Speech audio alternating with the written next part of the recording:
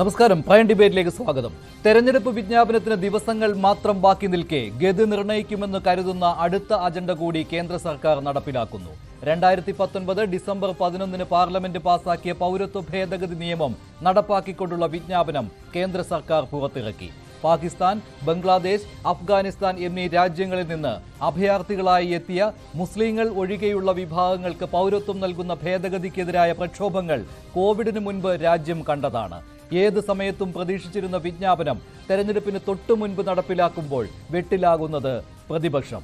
പൗരത്വ ഭേദഗതി നിയമം നടപ്പിലാക്കില്ല എന്ന് പറയുന്ന കേരളം ഉൾപ്പെടെയുള്ള സംസ്ഥാനങ്ങൾക്ക് ഇനി വിട്ടുനിൽക്കാൻ കഴിയുമോ? പ്രൈം ഡിബേറ്റ് ചർച്ച ചെയ്യുന്നു.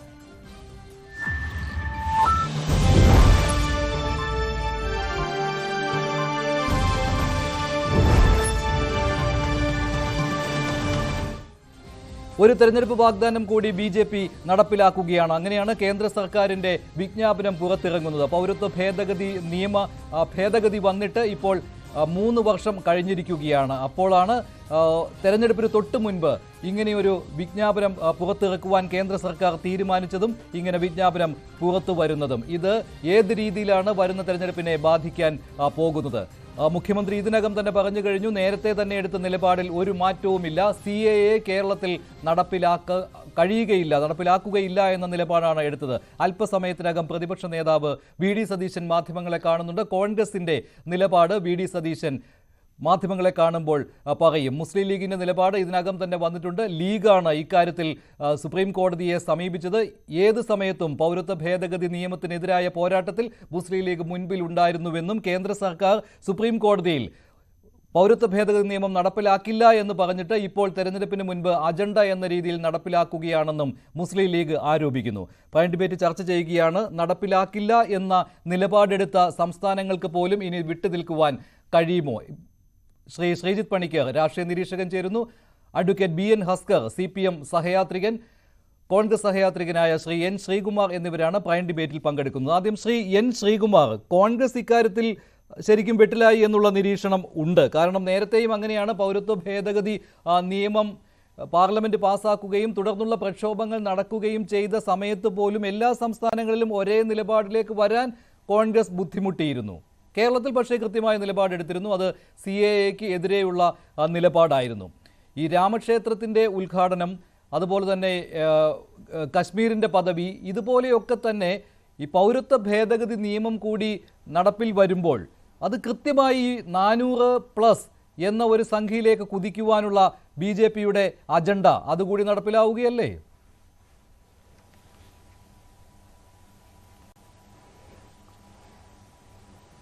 നോക്കൂ മഞ്ജുഷേ, നമ്മളിവിടെ കാണുന്നത് BJPയുടെ നേതൃത്വത്തിലുള്ള NDA മുന്നണിയുടെ ഭയമാണ്.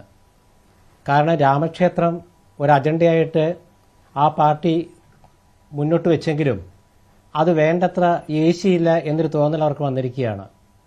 നിങ്ങളിപ്പോൾ പറഞ്ഞു ഇത് കോൺഗ്രസിനെ വെട്ടിലാക്കിയത്. കോൺഗ്രസിനെ വെട്ടിലാക്കുകയല്ല, ഇത് വെട്ടിലാകാൻ പോകുന്നത് BJPയാണ്. കാരണം BJP അവരുടെ ഒരു തെരഞ്ഞെടുപ്പ് വാഗ്ദാനം ഇപ്പോൾ നടപ്പാക്കാൻ പോകുന്നു എന്നാണ് പറഞ്ഞത്. നടപ്പാക്കിയിരിക്കുന്നു. എപ്പോഴ്? തെരഞ്ഞെടുപ്പ് പ്രഖ്യാപിക്കാൻ ദിവസങ്ങൾ മാത്രം ബാക്കിയുള്ളപ്പോൾ. അപ്പോൾ ഇവിടെ പ്രശ്നമുണ്ട്. തെരഞ്ഞെടുപ്പ് കമ്മീഷണർ രാജിവെച്ചിരിക്കുകയാണ്. അതോടെ നിൽക്കട്ടെ. കോൺഗ്രസ് എങ്ങനെ വെട്ടിൽ വീഴുന്നത്? കോൺഗ്രസ് എത്രയോ വർഷങ്ങൾക്ക് മുമ്പ് പറഞ്ഞു, കോൺഗ്രസ് അധികാരത്തിൽ വന്നാൽ 2019 പാസ്സാക്കിയപ്പോഴേ അന്നോട്ടേ രാഹുൽ ഗാന്ധി, കോൺഗ്രസും AICCയും പറയുന്നുണ്ട്, കോൺഗ്രസ് അധികാരത്തിൽ വന്നാൽ പൗരത്വ ഭേദഗതി നിയമം നടപ്പാക്കില്ല. അതിൽ യാതൊരു മാറ്റവുമില്ല. കോൺഗ്രസിന്റെ നിലപാടും അതുതന്നെയാണ്. അത് ഈ നിമിഷം വരെ മാറിയിട്ടില്ല. മറ്റിടത് കക്ഷികളും അതുപോലെ തന്നെ ജനാധിപത്യ കക്ഷികളും കോൺഗ്രസിനോടൊപ്പം നിൽക്കുന്ന കക്ഷികളും ഒക്കെ ഈ നിലപാടിലാണ്. ഇവിടെ രാമക്ഷേത്രം എന്നൊരു അജണ്ട BJP കൊണ്ടുവന്നപ്പോൾ എല്ലാ മാധ്യമങ്ങളും ഇതാ BJPയുടെ അജണ്ട എത്തി, ഭൂരിപക്ഷ ഹിന്ദുക്കളെ സ്വാധീനിക്കാൻ, അവരുടെ വോട്ട് കരസ്ഥമാക്കാൻ വർഷങ്ങളായി BJP പറയുന്ന അയോധ്യ ഇതാ പ്രാവർത്തികമായിരിക്കുന്നു, പ്രതീക്ഷകൾ പൂവണിഞ്ഞിരിക്കുന്നു, നമ്മുടെ രാമൻ ജനിച്ചിരിക്കുന്നു എന്നൊക്കെ പറഞ്ഞ് ഒരുപാട് അറിയാമല്ലോ പ്രധാനമന്ത്രിയുടെ വികാരനിർഭരമായ പ്രസംഗങ്ങളൊക്കെ.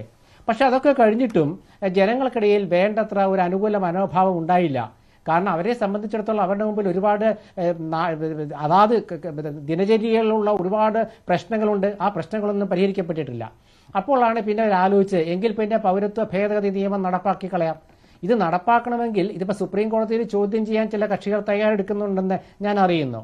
കേരളം നടപ്പാക്കില്ല എന്ന് പറയുന്നു. അതിന്റെ നിയമവശപരമായ പോരാട്ടങ്ങളൊക്കെ എന്തെങ്കിലും ആവട്ടെ. പക്ഷെ അത് ഒരു സംസ്ഥാനത്തിനായിട്ട് നടപ്പാക്കാൻ പറ്റില്ല, അല്ലെ? സംസ്ഥാനങ്ങൾക്ക് നിലപാടെടുക്കാൻ കഴിയില്ലല്ലോ. അത് രാഷ്ട്രീയ ലക്ഷ്യം വെച്ചുകൊണ്ട് അങ്ങനെ ഒരു നിലപാടെടുക്കുവാനും പ്രമേയങ്ങൾ പാസ്സാക്കുവാനും കഴിയും. അത് 7 സംസ്ഥാനങ്ങൾ എന്തോ ഇങ്ങനെ ഒരു പ്രമേയം പാസ്സാക്കിയിട്ടുണ്ട്. അതിൽ 2 സംസ്ഥാനങ്ങളിൽ പിന്നീട് BJP അധികാരത്തിലേക്ക് എത്തുകയും ചെയ്തിട്ടുണ്ട്. ആ പ്രമേയം അങ്ങനെ തന്നെ നിൽക്കുന്നു. പക്ഷേ ആ സംസ്ഥാനങ്ങൾ സ്വാഭാവികമായിട്ടും CAA അനുകൂലിക്കുന്ന സംസ്ഥാനങ്ങളായി മാറുകയും ചെയ്തിട്ടുണ്ട്. രാജസ്ഥാൻ അതിന് ഉദാഹരണമാണ്, ഛത്തീസ്ഗഡും അതിന് ഉദാഹരണമാണ്.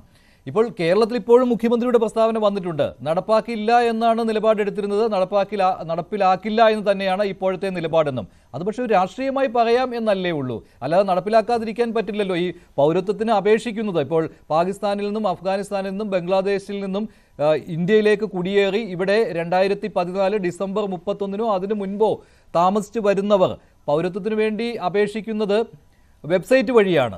ആ വെബ്സൈറ്റിലൂടെ അപേക്ഷിക്കുന്നത് എങ്ങനെ തടയുവാൻ പറ്റും? സംസ്ഥാന സർക്കാരിന് എന്ത് ചെയ്യാൻ പറ്റും ഇക്കാര്യത്തിൽ?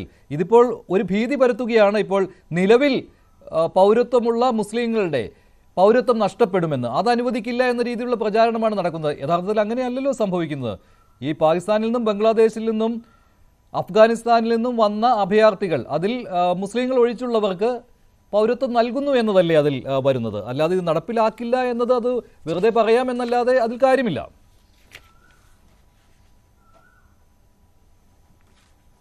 അല്ല, അതല്ല, നടപ്പിലാക്കില്ല എന്നൊരു സംസ്ഥാന ഗവൺമെന്റ് പറയുകയാണെങ്കിൽ, മുഖ്യമന്ത്രി അങ്ങനെ പറഞ്ഞിട്ടുണ്ടെങ്കിൽ, ഞാൻ കേട്ടില്ല, ഇപ്പൊ പറഞ്ഞതായിരിക്കും.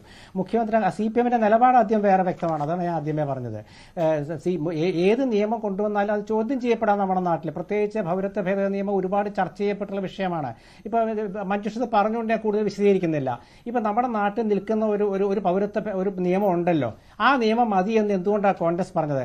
കാരണം രാജ്യത്തെ വിഭജിക്കുന്ന രീതിയിലുള്ള പ്രക്ഷോഭങ്ങൾക്ക് ഇട കൊടുക്കരുത്, അത് വരാനുള്ള പ്രശ്നങ്ങൾക്ക് ഇട കൊടുക്കരുത്. ഇപ്പോൾ ഒരു പൗരത്വ രജിസ്റ്ററിന്റെ കാര്യമൊക്കെ ഇതിൽ ചർച്ചയായിട്ട് വരണം. കാരണം പൗരത്വ രജിസ്റ്റർ, ഒരു രജിസ്റ്റർ നമുക്ക് വേണം. ഈ രജിസ്റ്റർ ആസാമിൽ എന്തുകൊണ്ട് നടപ്പാക്കാൻ പറ്റും, എന്തുകൊണ്ട് നമ്മുടെ ഇപ്പോഴത്തെ BJP ഗവൺമെന്റ് പിന്മാറി എന്നുള്ളതൊക്കെ ചർച്ചയാണ്. അതുപോലെ തന്നെ ഈ പൗരത്വ നിയമം കൊണ്ടുവരുമ്പോൾ നിങ്ങൾ ഈ പറഞ്ഞ പോലെയുള്ള മുസ്ലിങ്ങളായവർക്ക് ഇത് കൊടുക്കില്ല എന്ന് പറയുമ്പോൾ അവിടുത്തെ ന്യൂനപക്ഷങ്ങളായ ജൈനമതവും അതുപോലെ ഉൾപ്പെടെയുള്ള മതക്കാർക്ക് ഇവിടെ അവർക്ക് പൗരത്വം കൊടുക്കാമെന്ന് പറയുമ്പോൾ അവിടെ മുസ്ലിങ്ങൾ, പ്രത്യേകിച്ച് ചില വിഭാഗത്തിലുള്ള മുസ്ലിങ്ങൾ പാകിസ്ഥാനിലൊക്കെ പീഡനം നേരിടുന്നുണ്ട്. അത് നേരിടുന്നില്ല എന്ന് എങ്ങനെ നമുക്ക് ഇവിടുന്ന് മനസ്സിലാക്കാൻ പറ്റും? അവിടുത്തെ മുസ്ലിങ്ങളിൽ തന്നെ ഒരു വിഭാഗം ഇതൊക്കെ പ്രത്യേകിച്ച് അഹമ്മദീരാൻ തോന്നുന്നു, അവർ ഇങ്ങനെയുള്ള പീഡനം അവിടെ നേരിടുന്നുണ്ട്. അപ്പോൾ അത് മുസ്ലിമിലെ തന്നെ പല വിഭാഗങ്ങൾക്ക് ഇതിന്റെ പ്രശ്നമുണ്ട് അവിടെ. അപ്പോൾ അതുകൊണ്ട് ഹിന്ദുക്കൾക്ക് മുസ്ലിങ്ങളെ ഒഴിവാക്കിക്കൊണ്ട് എന്ന് പറയുമ്പോൾ അത് വലിയ പ്രശ്നമാണ്. കാരണം എന്താ വെച്ചാൽ നമ്മുടെ ഇന്ത്യ മഹാരാജ്യം എന്ന് പറയുന്നത് ഒരുപാട് പൈതൃകമായി കിട്ടിയ ഒരുപാട് മുദ്രാവാക്യങ്ങൾ നമുക്കുണ്ട്. വസുദേവ കുടുംബം എന്നുള്ളതും ലോകമേ തറവാടെന്നുള്ളതും അതുപോലെ തന്നെ നമ്മുടെ ദേശീയോദ്ഗ്രഥവുമായി ബന്ധപ്പെട്ടതും ബഹുസ്വരതയുമായി ബന്ധപ്പെട്ടുമുള്ള ഒരുപാട് പാരമ്പര്യം നമ്മൾ കാത്തു സൂക്ഷിക്കുന്നുണ്ട്. അവിടെ ഈ തെരഞ്ഞെടുപ്പ് കാലത്ത് ഇങ്ങോട്ട് നിയമം കൊണ്ടുവന്നാൽ ഇത് ജനങ്ങൾക്കിടയിൽ ഭിന്നിപ്പുണ്ടാക്കില്ലേ എന്ന് എന്തുകൊണ്ട് ഗവൺമെന്റ് ആലോചിക്കുന്നില്ല? ഇത് സുപ്രീം കോടതിയിൽ നാളെ ചോദ്യം ചെയ്യപ്പെടുമോ എന്ന് ഞാൻ കരുതുന്നുണ്ട്. ചോദ്യം ചെയ്യപ്പെട്ടേക്കാം. അതിന്റെ കോടതിയുടെ തീരുമാനം എന്താണെന്ന് എനിക്കറിയില്ല. പക്ഷെ നോക്കൂ, ഈ അടുത്ത കാലങ്ങളിൽ BJP ഗവൺമെന്റിന് ഉണ്ടായിട്ടുള്ള ഒരുപാട് തിരിച്ചടികൾ, അത് ഇന്നത്തെ അടക്കം സ്റ്റേറ്റ് ബാങ്ക് ഓഫ് മറ്റേ നമ്മുടെ SBIയോടെ നമ്മുടെ ഈ ബോണ്ടിനെ കുറിച്ചുള്ള വിവരം അറിയിക്കാൻ പറഞ്ഞപ്പോൾ അവരെന്തിനാ ദിവസം നീട്ടി ചോദിക്കുകയാണ്. അതിന്റെ കാരണം എന്താണ്? അപ്പൊ ഇതൊക്കെ ഗവൺമെന്റിനെതിരായിട്ടുള്ള നീക്കമാണ്. ഇങ്ങനെ ഒരുപാട് നീക്കങ്ങൾ വരുമ്പോൾ ഏതെങ്കിലും പിടിവള്ളി കിട്ടുകയാണെങ്കിൽ അതിൽ പിടിക്കാൻ പറ്റുമോ നോക്കാണ്.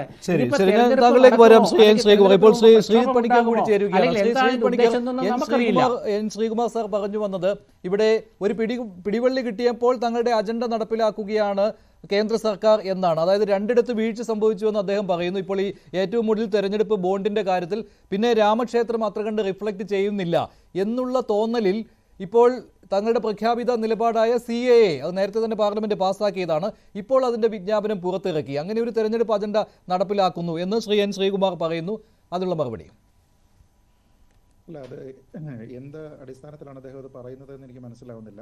കാരണം അദ്ദേഹം പറഞ്ഞിരിക്കുന്ന 2 വിഷയങ്ങൾ, ഒന്ന് ഈ ബോണ്ടുമായി ബന്ധപ്പെട്ട വിഷയങ്ങൾ, 2 രാമക്ഷേത്രത്തിന്റെ നിർമ്മാണവുമായി ബന്ധപ്പെട്ട വിഷയങ്ങൾ. ഈ 2 വിഷയങ്ങളുമായി യാതൊരു വിധത്തിലുള്ള ബന്ധവും ഇല്ലാതെ തന്നെ കേന്ദ്ര സർക്കാർ അതിനേക്കാൾ മുമ്പ് തന്നെ പ്രഖ്യാപിച്ചിരിക്കുന്ന പദ്ധതിയാണ്. തന്നെയുമല്ല, ഇടയ്ക്ക് വന്നിരുന്ന ചില വാർത്തകൾ പ്രകാരം തെരഞ്ഞെടുപ്പിന് മുന്നോടിയായി തന്നെ ഈ നിയമം, അതിന്റെ ഇംപ്ലിമെന്റേഷൻ ഇവിടെ ഉണ്ടാകും എന്ന രീതിയിലത്തേക്കുള്ള വാർത്തകൾ തന്നെ ഉണ്ടായിരുന്നു. അപ്പോൾ ആ ഒരു സാഹചര്യത്തിൽ നോക്കിക്കഴിഞ്ഞാൽ ആ രീതിയിലത്തേക്കുള്ള എന്തെങ്കിലും അഭ്യൂഹങ്ങളുടെ കാര്യമില്ല. മുമ്പ് ചില മന്ത്രിമാർ, കേന്ദ്ര മന്ത്രിമാർ ഉൾപ്പെടെ തന്നെ ഇത് പറഞ്ഞിട്ടുള്ളതാണ്. ഒരുപക്ഷെ നമ്മുടെ നാട്ടിൽ അത് വൈഡ്ലി റിപ്പോർട്ട് ചെയ്യപ്പെട്ടിട്ടില്ല. പക്ഷേ ചില കേന്ദ്രമന്ത്രിമാർ ഉൾപ്പെടെ കഴിഞ്ഞ ജനുവരിയിലും ഇത് ആവർത്തിച്ച് പറഞ്ഞതാണ്. ഇലക്ട്രൽ ബോണ്ടുമായിട്ടുള്ള ബന്ധപ്പെട്ട വിഷയമൊന്നും ആ സമയത്ത് ഉണ്ടായിരുന്നില്ല. തന്നെയുമല്ല, രാമക്ഷേത്രം കൊണ്ട് എന്തെങ്കിലും രീതിയിലുള്ള ഒരു ഇമ്പാക്റ്റ് ഉണ്ടാകുമോ ഇല്ലയോ എന്നുള്ളതൊന്നും അറിയുന്നില്ല. കാരണം ഏതാണ്ട് ജനുവരി അവസാന ആഴ്ചയാണ് ഒരു കേന്ദ്രമന്ത്രി തന്നെ പറഞ്ഞിരുന്നത് ഏതാനും ദിവസങ്ങൾക്കകം CAA ഇംപ്ലിമെന്റേഷൻ ഇവിടെ ഉണ്ടാകും എന്നൊക്കെ പറഞ്ഞത്. അപ്പോൾ ഇത് കേന്ദ്ര സർക്കാരിന്റെ ഒരു പദ്ധതിയുടെ ഭാഗമായിട്ട് കൊണ്ടുവരുന്നതാണ്. അപ്പോൾ ഇതിനെ മറ്റു പല വിഷയങ്ങളൊക്കെ ഉപയോഗിച്ചുകൊണ്ട് അതിനെ ഒന്ന് ഡൗൺ പ്ലേ ചെയ്യുന്നതിന് വേണ്ടിയിട്ട് ശ്രമിക്കുന്നു എന്നതിനപ്പുറത്തേക്ക് ഈ വിഷയത്തിൽ നേരത്തെ ഉയർത്തിയിരുന്ന വാദങ്ങളൊക്കെ എവിടെയാണ്? കോൺഗ്രസ് പഴയ നിയമം തന്നെ നടപ്പാക്കാനായിട്ടാണ് താല്പര്യപ്പെടുന്നത്. നിലവിലുള്ള നിയമത്തിന് എന്താണ് കുഴപ്പം എന്ന് ചോദിച്ചു കഴിഞ്ഞാൽ പാർലമെന്റിൽ ഡോക്ടർ മൻമോഹൻ സിംഗ് തന്നെയാണ് ഈ വിഷയവുമായി ബന്ധപ്പെട്ട് പണ്ട് സംസാരിച്ചത്. 2004 മുമ്പ്, അതായത് അദ്ദേഹം പ്രധാനമന്ത്രിയാകുന്നതിന് മുമ്പ് BJP സർക്കാരിന്റെ സമയത്ത് നമ്മുടെ വിദേശത്തുള്ള ഈ രാജ്യങ്ങളിലെല്ലാം തന്നെ ന്യൂനപക്ഷങ്ങൾ കൊടിയ പീഡനത്തിന് വിധേയരാകുന്നുണ്ട് എന്നും അതുകൊണ്ട് ആ ന്യൂനപക്ഷങ്ങൾക്ക് ഇന്ത്യയിൽ പൗരത്വം നൽകണമെന്ന് പറഞ്ഞിട്ട് രാജ്യസഭയിൽ പ്രസംഗിച്ച ആളാണ് ഡോക്ടർ മൻമോഹൻ സിംഗ്. അദ്ദേഹം അതിനുശേഷം 10 വർഷം ഇന്ത്യയുടെ പ്രധാനമന്ത്രിയായിരുന്നു. അപ്പോൾ ആ സമയത്ത് ഈ മാറ്റം അദ്ദേഹം കൊണ്ടുവന്നില്ല. പക്ഷേ നേരെ മറിച്ച് അത് കൊണ്ടുവരണം എന്നുള്ള താല്പര്യം അദ്ദേഹം രാജ്യസഭയിൽ റെക്കോർഡിക്കലായിട്ട് അത് അവിടെ ഉള്ളതാണ്. അപ്പോൾ ശ്രീകുമാറിനെ പോലെയുള്ള ആൾക്കാർ അതൊക്കെ കുറച്ചുകൂടി റെഫർ ചെയ്യുക. മറ്റുള്ള ആൾക്കാരൊക്കെ പറയുന്നത്, ഇപ്പോൾ ഉദാഹരണത്തിന് അമിത്ഷാ തന്നെ ഈ കഴിഞ്ഞ ദിവസം ഒരു കോൺക്ലേവിൽ സംസാരിക്കുന്ന സമയത്ത് അദ്ദേഹം പറഞ്ഞത് എന്താണ്? ഇത് ഞങ്ങളുടേതായിട്ടുള്ള ഒരു ആശയമായിരുന്നില്ല, ഇത് കോൺഗ്രസിന്റെ ആശയമായിരുന്നു, പക്ഷെ അവരത് നടപ്പാക്കാനായിട്ട് ശ്രമിച്ചില്ല എന്നുള്ളതാണ്. ഈ നിയമം കൊണ്ടുവരുന്ന സമയത്ത് നമ്മുടെ നാട്ടിലുള്ള BJP ഇതര രാഷ്ട്രീയ കക്ഷികളെല്ലാം തന്നെ ഒരു വലിയ രീതിയിലുള്ള ഒരു ഭിന്നിപ്പിന്റെ രാഷ്ട്രീയം വിതയ്ക്കാനാണ് ശ്രമിച്ചത്. അതായത് മറ്റൊരു കാര്യം, ശ്രീജിത് പണിക്കർ, ഇതിൽ ഈ മുസ്ലിം വിഭാഗങ്ങളെ ഒഴിവാക്കിയതിനെ കുറിച്ചായിരുന്നുവല്ലോ ചർച്ച മുഴുവനും വന്നിരുന്നത്. അതായിരുന്നല്ലോ പ്രക്ഷോഭത്തിന്റെ കാരണം. അത് രണ്ട് തരത്തിൽ ഈ CAA-ക്കെതിരെ വാദിക്കുന്നവർ ഉന്നയിക്കുന്നു. ഈ പറയുന്ന 3 രാജ്യങ്ങളിൽ തന്നെ ഇപ്പോൾ ഉദാഹരണത്തിന് ഈ ഷിയ വിഭാഗത്തിന്റെയും അഹമ്മദീയ മുസ്ലിങ്ങളുടെയും കാര്യം പറഞ്ഞു. അവരെ എന്തുകൊണ്ട് ഉൾപ്പെടുത്തിയില്ല എന്നുള്ളത്. പിന്നെ ഈ 3 രാജ്യങ്ങൾ ഒഴിച്ചുള്ള മറ്റ് രാജ്യങ്ങളിലേക്ക് കടന്നുള്ള ചർച്ചകൾ വന്നു. ഇപ്പോൾ ചൈനയുടെ കാര്യത്തിൽ, നേപ്പാളിന്റെ കാര്യത്തിൽ, ഭൂട്ടാന്റെ കാര്യത്തിൽ, ശ്രീലങ്കയുടെ കാര്യത്തിൽ, മ്യാൻമറിന്റെ കാര്യത്തിൽ. ഇപ്പോൾ ഈ അതിർത്തി പങ്കിടുന്നതിൽ മ്യാൻമർ ആയിരുന്നുവല്ലോ കൂടുതലായിട്ട് ഇന്ത്യയോട് അടുത്ത് അതിർത്തി പങ്കിടുന്നത്. അപ്പോൾ അഫ്ഗാനിസ്ഥാനിൽ നിന്നുള്ള ന്യൂനപക്ഷങ്ങളെ ഉൾപ്പെടുത്തിയപ്പോൾ എന്തുകൊണ്ട് മ്യാൻമറിൽ നിന്നുള്ള റോഹിംഗ്യൻ മുസ്ലിങ്ങളെ ഉൾപ്പെടുത്തിയില്ല ഈ പൗരത്വം കൊടുക്കുന്നതിൽ? ഇങ്ങനെയുള്ള ചർച്ചകളായിരുന്നുവല്ലോ ആ കാലത്ത് സജീവം. ഒരുപാട് ഈ കാര്യങ്ങൾ ചർച്ച ചെയ്തതാണ്. പക്ഷേ സ്വാഭാവികമായിട്ടും ഇപ്പോഴും അത് ഉയർന്നു വരും. ഈ മുസ്ലിങ്ങളെ മാത്രം ഒഴിവാക്കി അങ്ങനെ ഒരു മതത്തിന്റെ അടിസ്ഥാനത്തിൽ പൗരത്വം കൊടുക്കുവാൻ തീരുമാനിച്ചു എന്നുള്ളത് ആരുടെയും പൗരത്വം പോകുന്ന വിഷയമല്ല. പക്ഷേ പുതിയ പൗരത്വം കൊടുക്കുമ്പോൾ അതിൽ മുസ്ലിങ്ങൾ ഉൾപ്പെടുന്നില്ല.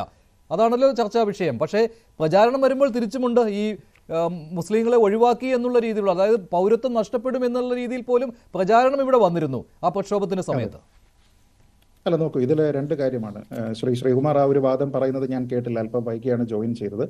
പക്ഷെ അദ്ദേഹം അങ്ങനെ പറഞ്ഞിട്ടുണ്ടെങ്കിൽ ഈ നിയമത്തിനെ ഒരു ബില്ലായിട്ട് പാർലമെന്റിൽ അവതരിപ്പിക്കുന്ന സമയത്താണ് ഏതൊരു നിയമത്തിനും ആ ബില്ല് കൊണ്ടുവരുന്നതിന് വേണ്ടുന്ന സാഹചര്യങ്ങൾ എന്തൊക്കെയാണ് എന്ന് ഏതൊരു സർക്കാരും പറയുന്നത്, അല്ലെങ്കിൽ അത് അവതരിപ്പിക്കുന്ന ആൾ പറയുന്നത്. ഈ നിയമം അവതരിപ്പിച്ചിരിക്കുന്നത് അമിത്ഷായാണ്. അപ്പോൾ CAB എന്ന പേരുള്ള സിറ്റിസൺഷിപ്പ് അമെൻമെന്റ് ബില്ല് താങ്കളൊന്ന് പരിശോധിക്കുക. അതിന്റെ statement of objects and reasons എന്ന് പറയുന്ന ഒരു ഭാഗമുണ്ട്. അവിടെയാണ് പറയുന്നത് ഈ നിയമം എന്തിനാണ് കൊണ്ടുവന്നത് എന്ന്. അതിന്റെ 2ാമത്തെ പാരഗ്രാഫ് താങ്കൾ നോക്കിയാൽ അതിൽ വളരെ വ്യക്തമായിട്ട് കാണാം ട്രാൻസ് ബോർഡർ മൈഗ്രേഷൻ. അതായത് ഇത് അതിർത്തി എന്നുള്ള കാര്യമൊന്നുമല്ല പറയുന്നത്. ട്രാൻസ് ബോർഡർ മൈഗ്രേഷൻ ഇന്ത്യയുമായി ബന്ധപ്പെട്ട് അഫ്ഗാനിസ്ഥാനിലും പാകിസ്ഥാനിലും ബംഗ്ലാദേശിലും വളരെ കാര്യമായിട്ടുണ്ടായിരുന്നു. അന്ന് ബംഗ്ലാദേശ് എന്ന് പറയുന്ന ഒരു പ്രവിശ്യയില്ല, അത് പാകിസ്ഥാനാണ്. അപ്പോൾ ഈ പ്രവിശ്യയിലെല്ലാം തന്നെ വളരെ കൂടുതലായിട്ട് ട്രാൻസ് ബോർഡർ മൈഗ്രേഷൻ ഉണ്ടാകുന്നു. ഇന്ത്യയുടെ വിഭജനം ഉണ്ടാകുന്ന സമയത്ത് പല ആൾക്കാർക്കും തിരിച്ചു വരാനായിട്ട് സാധിക്കുന്നില്ല. പല ആൾക്കാർക്കും ഒരു തീരുമാനമെടുക്കാൻ, ഇപ്പോൾ നമുക്ക് അഫ്ഗാനിസ്ഥാനുമായി ബന്ധപ്പെട്ട് നോർത്ത് വെസ്റ്റേൺ ഫ്രണ്ടിയർ പ്രൊവിൻസുമായി ബന്ധപ്പെട്ട് അവിടെ ഒരു റഫറൻഡം ഉണ്ടാകണമെന്നുള്ള ആവശ്യത്തിനെ പറ്റി ഖാൻ അബ്ദുൽ ഗഫർ ഖാനെ പോലെയുള്ള ആൾക്കാരൊക്കെ ആവശ്യപ്പെട്ടിരുന്നതിനെ പറ്റിയുള്ള ചരിത്രമെല്ലാം നമുക്കറിയാം.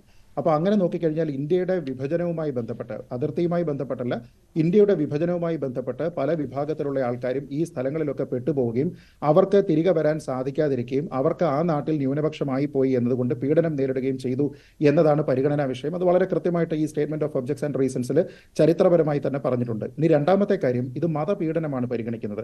നമ്മൾ ഈ പറയുന്നത് റിലീജിയസ് ആയിട്ടുള്ള പെർസെക്യൂഷനാണോ അതോ സെക്ടേറിയൻ ആയിട്ടുള്ള പെർസെക്യൂഷനാണോ? ഇപ്പൊ ഈ പറഞ്ഞിരിക്കുന്ന അഹമ്മദിയ വിഷയം, ഷിയ സുന്നി വിഷയം എന്നൊക്കെ പറയുന്നത് റിലീജിയസ് പെർസെക്യൂഷൻ അല്ല, അത് ഇന്റർനാഷണലി തന്നെ റെക്കഗ്നൈസ് ചെയ്യപ്പെട്ടിരിക്കുന്ന സെക്ടേറിയൻ പെർസെക്യൂഷനാണ്. അതായത് ഒരു മതവിഭാഗത്തിൽപ്പെട്ട ആൾ അതേ മതത്തിന്റെ മറ്റൊരു വിഭാഗത്തിൽപ്പെട്ട ആളിനോട് കാണിക്കുന്ന ഒരു പീഡനം എന്ന് പറയുന്നത് മതപീഡനമല്ല എന്നുള്ളതാണ് അതിൻ്റെ ഏറ്റവും യുക്തമായിട്ടുള്ള നിർവചനം. ഇനി ശ്രീകുമാർ ആവശ്യപ്പെടുന്നത് സെക്ടേറിയനായിട്ടുള്ള ഒരു പെർസെക്യൂഷന്റെ ഭാഗമായിട്ടുള്ള ആൾക്കാർക്ക് സംരക്ഷണം നൽകണം എന്നാണെന്നുണ്ടെങ്കിൽ ഒരുപക്ഷെ അത് പരിഗണിക്കപ്പെടാവുന്ന വിഷയമാണ്. പക്ഷേ ഈ നിയമത്തിന്റെ സ്കോപ്പിൽ പറഞ്ഞിരിക്കുന്നത് റിലീജിയസ് പെർസെക്യൂഷൻ ആണ്. അതുകൊണ്ടാണ് അതിൽ നിന്ന് മുസ്ലിങ്ങൾ ഒഴിവാക്കുന്നത്. കാരണം ആ നിയമത്തിന്റെ സ്റ്റേറ്റ്മെന്റ് ഓഫ് ഒബ്ജക്ട്സ് ആൻഡ് റീസൺസിൽ തന്നെ വളരെ വ്യക്തമായിട്ട് പറയുന്നുണ്ട്, ഈ 3 രാജ്യങ്ങളെ സംബന്ധിച്ചിടത്തോളം സ്റ്റേറ്റ് റിലീജിയൻ എന്നുള്ളതുണ്ട്. ആ സ്റ്റേറ്റ് റിലീജിയൻ എന്ന് പറയുന്നത് ഇസ്ലാമാണ്. അതുകൊണ്ട് തന്നെ അവിടെയുള്ള ന്യൂനപക്ഷ വിഭാഗങ്ങൾക്കാണ് അവിടെ പീഡനം അനുഭവിക്കുന്നത് എന്ന് പറയുമ്പോൾ അത് ഇസ്ലാം ഇതരമായിട്ടുള്ള മതങ്ങളാണ്. അതുകൊണ്ടാണ് അവിടെയുള്ള പ്രഡോമിനന്റ് ആയിട്ടുള്ള 6 മതങ്ങളെ പറ്റി പറയുന്നത്. തന്നെയുമല്ല, ഈ 6 മതവിഭാഗങ്ങൾ അവിടെ പീഡനം നേരിടുന്നു എന്നുള്ളത് ഇന്ത്യയുടെ കണ്ടെത്തലല്ല, അല്ലെങ്കിൽ നരേന്ദ്രമോദി സർക്കാരിന്റെ കണ്ടെത്തലല്ല. നേരെ മറിച്ച് ഐക്യരാഷ്ട്ര സംഘടന ഉൾപ്പെടെയുള്ള വിവിധ ഹ്യൂമാനിറ്റേറിയൻ സംഘടനകളുടേതായിട്ടുള്ള ഒരു കണ്ടെത്തലാണ്. അപ്പോൾ ചരിത്രപരമായിട്ട് ഇന്ത്യയുടെ വിഭജനവുമായി ബന്ധപ്പെട്ട്, ഇന്ത്യയുടെ രൂപീകരണവുമായി ബന്ധപ്പെട്ട് പലപ്പോഴും ആൾക്കാർക്ക് ഒരുപക്ഷെ നമ്മൾ നൽകേണ്ടിയിരുന്നതായിട്ടുള്ള ഒരു അവസരം, ആ അവസരം നിഷേധിക്കപ്പെട്ട ആൾക്കാർക്ക് നൽകുന്നു എന്നുള്ളതാണ്. തന്നെയുമല്ല, ഇതിൽ ഏറ്റവും പ്രധാനപ്പെട്ട കാര്യം, ഇതിൽ പറഞ്ഞിരിക്കുന്ന ഒരു കട്ട് ഓഫ് ഡേറ്റ് ഉണ്ട്. ആ കട്ട് ഓഫ് ഡേറ്റ് ആർബിട്രറി ആണ് എന്നൊക്കെ അന്ന് പറഞ്ഞിരുന്നു. ഒരുപക്ഷെ ആ ഡേറ്റ് തിരുത്തപ്പെട്ടേക്കാം. പക്ഷേ ഈ പറയുന്ന പ്രശ്നം 2019 ഈ നിയമം അവതരിപ്പിക്കുമ്പോൾ അതിന് 5 വർഷം മുമ്പെങ്കിലും ഇന്ത്യയിൽ എത്തിയിരിക്കുന്ന ആൾക്കാർക്ക് മാത്രം എന്ന് വെച്ചാൽ പിന്നീട് ഈ നിയമത്തിനെ ദുരുപയോഗിച്ചുകൊണ്ട് ഒരാൾക്ക് അത് പറയാൻ പറ്റില്ല. അതുകൊണ്ട് ആ സമയം വരെയുള്ള ഒരു കട്ട് ഓഫ് പറഞ്ഞിട്ടാണ്. അതായത് ഇവിടെ അങ്ങനെ എത്തിയിരിക്കുന്ന നിരവധി ആൾക്കാരുണ്ട്, അവർക്ക് അതർവൈസ് സിറ്റിസൺഷിപ്പ് ബൈ നാച്ചുറലൈസേഷൻ എന്ന് പറയുന്ന ഒരു പ്രോസസ്സ് മാത്രമേ ഉള്ളൂ. അതിന് 11-12 വർഷത്തെ കാലതാമസം വരും. അത് സ്പീഡപ്പ് ചെയ്യുക എന്നുള്ളതാണ്.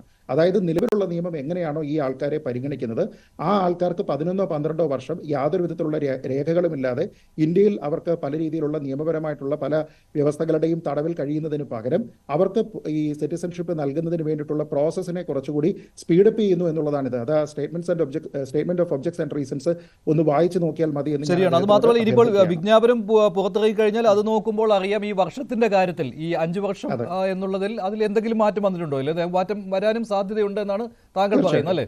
അതെ അതെ അല്ല, വരാം. കാരണം എന്താണെന്ന് വെച്ചാൽ നമ്മൾ എക്സ്പെക്ട് ചെയ്യുന്നത് 2019 വരുമ്പോൾ അതിന് ഒരു 5 വർഷം മുമ്പുള്ള കാലയളവ്, അതായത് മറ്റൊരാൾക്ക് അതിൽ എന്തെങ്കിലും ചെയ്യാൻ കഴിയാത്ത ഒരു കാലയളവ് എന്ന രീതിയിലത്തേക്കാണ്. അതൊരു നിയമമായിട്ട് വരുമ്പോൾ അതിന്റെ ഇംപ്ലിമെന്റേഷൻ വരുന്ന സമയത്ത് നമ്മൾ നോക്കിക്കഴിഞ്ഞാൽ 4-5 വർഷത്തോളം ആയിരിക്കുകയാണ്. അപ്പോൾ ആ ഒരു സമയത്ത് അത് വീണ്ടും റീകൺസിഡർ ചെയ്യണോ വേണ്ടയോ എന്നുള്ളത് ഒരുപക്ഷെ കേന്ദ്ര സർക്കാരിന്റെ കഴിഞ്ഞ ഡിസംബർ 11 ആയപ്പോഴേക്കും ഈ പാർലമെന്റിൽ ഈ നിയമം പാസ്സാക്കിയിട്ട് 4 വർഷം പൂർത്തിയായിരിക്കുകയാണ്. അപ്പോൾ സ്വാഭാവികമായിട്ട് ആ ഡേറ്റിൽ വ്യത്യാസം വന്നേക്കാം. എൻ ശ്രീകുമാർ, ഇതാണ് വസ്തുത എന്ന് പറയുന്നത്. പക്ഷേ അതിനെ വ്യാഖ്യാനിച്ചു വന്നപ്പോൾ മറ്റു രീതിയിൽ ആവുകയും മുസ്ലിം ജനവിഭാഗത്തെ അവരെ ഒഴിവാക്കിക്കൊണ്ട്, അല്ലെങ്കിൽ അവരെ 2ാം കിട പൗരന്മാരാക്കി തീർക്കുവാനുള്ള ഒരു നടപടിയായിപ്പോയി കേന്ദ്ര സർക്കാരിൻ്റെ, അത് BJPയുടെ അജണ്ടയാണ് എന്ന രീതിയിലുള്ള പ്രചാരണമായിരുന്നു നടന്നത്.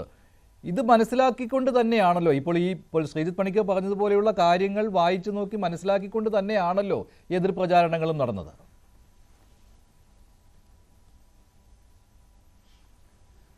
അല്ല, നോക്കൂ മഞ്ജുഷേ, നിങ്ങളൊരു കാര്യം മനസ്സിലാക്കുക. ശ്രീജിത്ത് പണിക്കർ അദ്ദേഹം ഇവിടെ പറഞ്ഞ കാര്യങ്ങളൊക്കെ ഈ പൗരത്വ നിയമ ഭേദഗതിയിലെ ചില സാങ്കേതിക കാര്യങ്ങളാണ്. നമ്മൾ എന്താണ് ആലോചിക്കുന്നത്? ഇന്ത്യ സ്വാതന്ത്ര്യമായതിനു ശേഷം ഇവിടെ നമ്മുടെ നാട്ടിൽ പൗരത്വ നിയമം ഉണ്ടല്ലോ. ആ നിയമത്തിന്റെ അടിസ്ഥാനത്തിൽ നമ്മൾ വളരെ മുന്നോട്ട് പോയി എത്രയോ വർഷമായിട്ട് പോയിക്കൊണ്ടിരിക്കുന്നു. 2019 ഇന്ത്യ ഉണ്ടായത്. അപ്പോൾ അതുവരെ ഭംഗിയായി നടന്നു. അതിനിടയ്ക്ക് ഒരു പ്രശ്നം ഉണ്ടായത് എവിടെയാണ്? ആസാമിലാണ് ഉണ്ടായത്. അവിടുത്തെ ആസാം വിദ്യാർത്ഥി പ്രക്ഷോഭം നടന്ന കാലത്ത് അവിടെയാണ്. അപ്പോൾ അവിടെ ഈ ഒരു വിഷയം വന്നപ്പോൾ അവിടെ രാജീവ് ഗാന്ധിയുടെ കാലത്താന്ന് തോന്നുന്നു, 80കളുടെ മധ്യത്തിലാന്ന് തോന്നുന്നു, അവിടെ നമ്മൾ ആസാം അക്കോർഡ് ഉണ്ടാക്കി, ആസാം കരാറുണ്ടാക്കി. ആ കരാർ പിന്നെ വന്ന പല ഗവൺമെന്റുകളും നടപ്പാക്കിയിട്ടില്ല എന്നുള്ളതൊക്കെ വേറെ കാര്യം. പക്ഷേ അന്നത്തെ ആസാം പ്രക്ഷോഭം അവസാനിപ്പിക്കാൻ ആ കരാർ ആവശ്യമായിരുന്നു.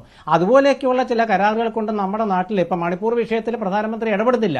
നേരെ മറിച്ച് ആസാം വിഷയത്തിൽ അന്നത്തെ കോൺഗ്രസ് ഗവൺമെന്റ് ഇടപെട്ടു. അതേ ഞാൻ പറഞ്ഞത്. ചില പ്രാദേശികമായ ചില പ്രശ്നങ്ങളൊക്കെ ഉണ്ടാകുമ്പോൾ ആ പ്രശ്നങ്ങളൊക്കെ പരിഹരിക്കാൻ വേണ്ടിയുള്ള ചില നടപടികൾ നമ്മൾ മുന്നോട്ട് കൊണ്ടുവന്നിരുന്നു. അതുകൊണ്ടാണ് കോൺഗ്രസ് പറയുന്നത് ആ പൗരത്വ നിയമം ഉള്ളപ്പോൾ എന്തിനാണ് ഭേദഗതി? ആയിക്കോട്ടെ, ഇനി ഭേദഗതി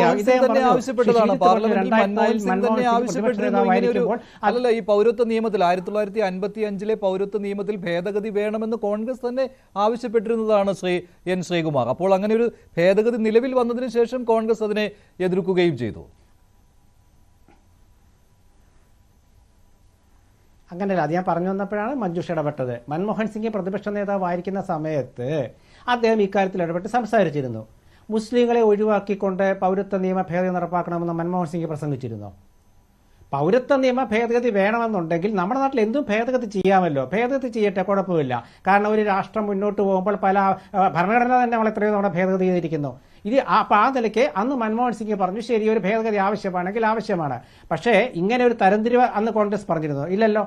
കോൺഗ്രസ് അതുകൊണ്ടാണ് കോൺഗ്രസ് പറയുന്നത്, കോൺഗ്രസ് ഇപ്പോഴും പറയുന്നു, കോൺഗ്രസ് വടക്ക് കിഴക്കൻ സംസ്ഥാനങ്ങളിലെ കഴിഞ്ഞ തെരഞ്ഞെടുപ്പിൽ രാഹുൽ ഗാന്ധി പ്രചരണം നടത്തിയപ്പോൾ അവിടെ അദ്ദേഹം പറഞ്ഞതാണ്, വടക്ക് കിഴക്കൻ സംസ്ഥാനങ്ങളൊക്കെ ആണല്ലോ ഇത് കൂടുതൽ പ്രശ്നമായിരുന്നത്. അന്ന് അദ്ദേഹം പറഞ്ഞത് കോൺഗ്രസ് അധികാരത്തിൽ വന്നാൽ ഈ നിയമം നടപ്പാക്കില്ല എന്ന് പറഞ്ഞിരുന്നതാണ്. 2019 ഈ ഭേദഗതി നിയമം നടപ്പാക്കില്ലെന്ന് പറഞ്ഞാണ്. അപ്പോൾ അതുകൊണ്ട് കോൺഗ്രസ് അക്കാര്യത്തിലൊരു ഉറച്ച നയം തന്നെയാണ് എടുത്തിട്ടുള്ളത്.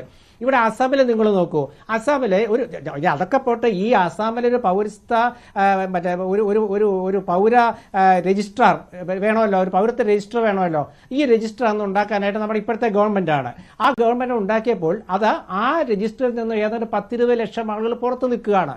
അപ്പോൾ അവർ അന്വേഷിച്ചു എന്താണ് ഇത്രയും പേര്, അവരെ മുഴുവൻ ഉൾക്കൊള്ളണം. അപ്പോൾ നോക്കുമ്പോൾ എന്താണ്, അതിൽ 10-16 ലക്ഷം പേര് ഒരു സമുദായത്തിൽപ്പെട്ടവരാണെന്ന് കണ്ടു കേന്ദ്ര ഗവൺമെന്റ്. അപ്പോൾ അവരെ ഉൾക്കൊള്ളിക്കണം. അപ്പോൾ അവരെ ഉൾക്കൊള്ളിക്കാൻ എന്താ വഴി? ഇത് നമ്മുടെ നാട്ടിൽ സംഭവിച്ചാണ്, ആസാമിൽ സംഭവിച്ചതാണ്. ഇനി ദേശീയ തലത്തിൽ ഈ പൗരത്വ നിയമ ഭേദഗതി നടപ്പാക്കുകയാണെങ്കിൽ ഇങ്ങനത്തെ ഒരു രജിസ്റ്റർ വേണ്ടേ? എന്റെ പരിമിതമായ അറിവ് വെച്ചുകൊണ്ട് ഞാൻ ചോദിക്കുകയാണ്, ഒരു രജിസ്റ്റർ വേണ്ടേ? ആ രജിസ്റ്റർ പ്രകാരമല്ലേ നമുക്ക് ആളുകളെ നിർണ്ണയിക്കാൻ പറ്റുള്ളൂ. പേര് കൊണ്ട് നമുക്ക് ആളെ എടുക്കാൻ പറ്റുമോ? ബേബി, എന്താണ് ബേബി? ബേബി എന്ന് പറഞ്ഞാൽ അയാൾ ഏത് മതത്തിൽപ്പെട്ട ആൾക്കും ബേബി എന്ന് പേരുണ്ട് ഇല്ലേ? അതുപോലെ വിനോദ്, ഏത് മതത്തിൽപ്പെട്ട ആൾക്കും പേരുണ്ട്. അപ്പോൾ ഇവരെങ്ങനെ കണക്കാക്കും? അപ്പോൾ ഒരു രജിസ്റ്റർ വേണം. ആ രജിസ്റ്റർ ഉണ്ടാക്കണ്ടേ ആദ്യം? ഇങ്ങനെ ഒരുപാട് കടമ്പകൾ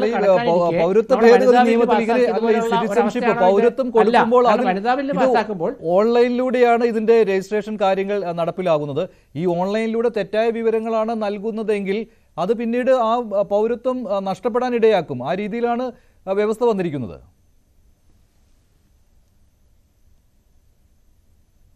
അല്ല, ഞാൻ പറഞ്ഞത് നടപ്പാക്കുമ്പോഴുള്ള ഒരു തടസ്സങ്ങളെക്കുറിച്ചല്ല ഞാൻ പറഞ്ഞത്. നമ്മളിപ്പോൾ പ്രത്യക്ഷമായിട്ട് നമ്മൾ കേൾക്കുമ്പോൾ എന്താണ്, ഇപ്പം ഇന്ന് ഗവർണറുടെ പ്രസ്താവന ഞാൻ ഇപ്പോൾ കണ്ടു. എന്താണ് അതിലുള്ളത്? മുസ്ലിങ്ങൾക്കെതിരല്ല. എന്താണ് അദ്ദേഹം അങ്ങനെ പറയാൻ കാരണം? എന്താണ് മുസ്ലിങ്ങൾക്കെതിരല്ല എന്ന് ഗവർണർ പറയണമെങ്കിൽ അതിന്റെ കാരണം എന്താണ്?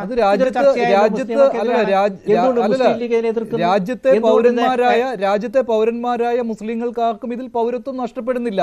ആ രീതിയിലുള്ള പ്രചാരണം ഉണ്ടായിരുന്നുവല്ലോ. മുസ്ലിങ്ങളുടെ എല്ലാം പൗരത്വം എടുത്തു കളയുകയാണ് പൗരത്വ ഭേദഗതി നിയമത്തിലൂടെ എന്ന്. അങ്ങനെയല്ല എന്നാണ് ഗവർണർ ഉദ്ദേശിക്കുന്നത്.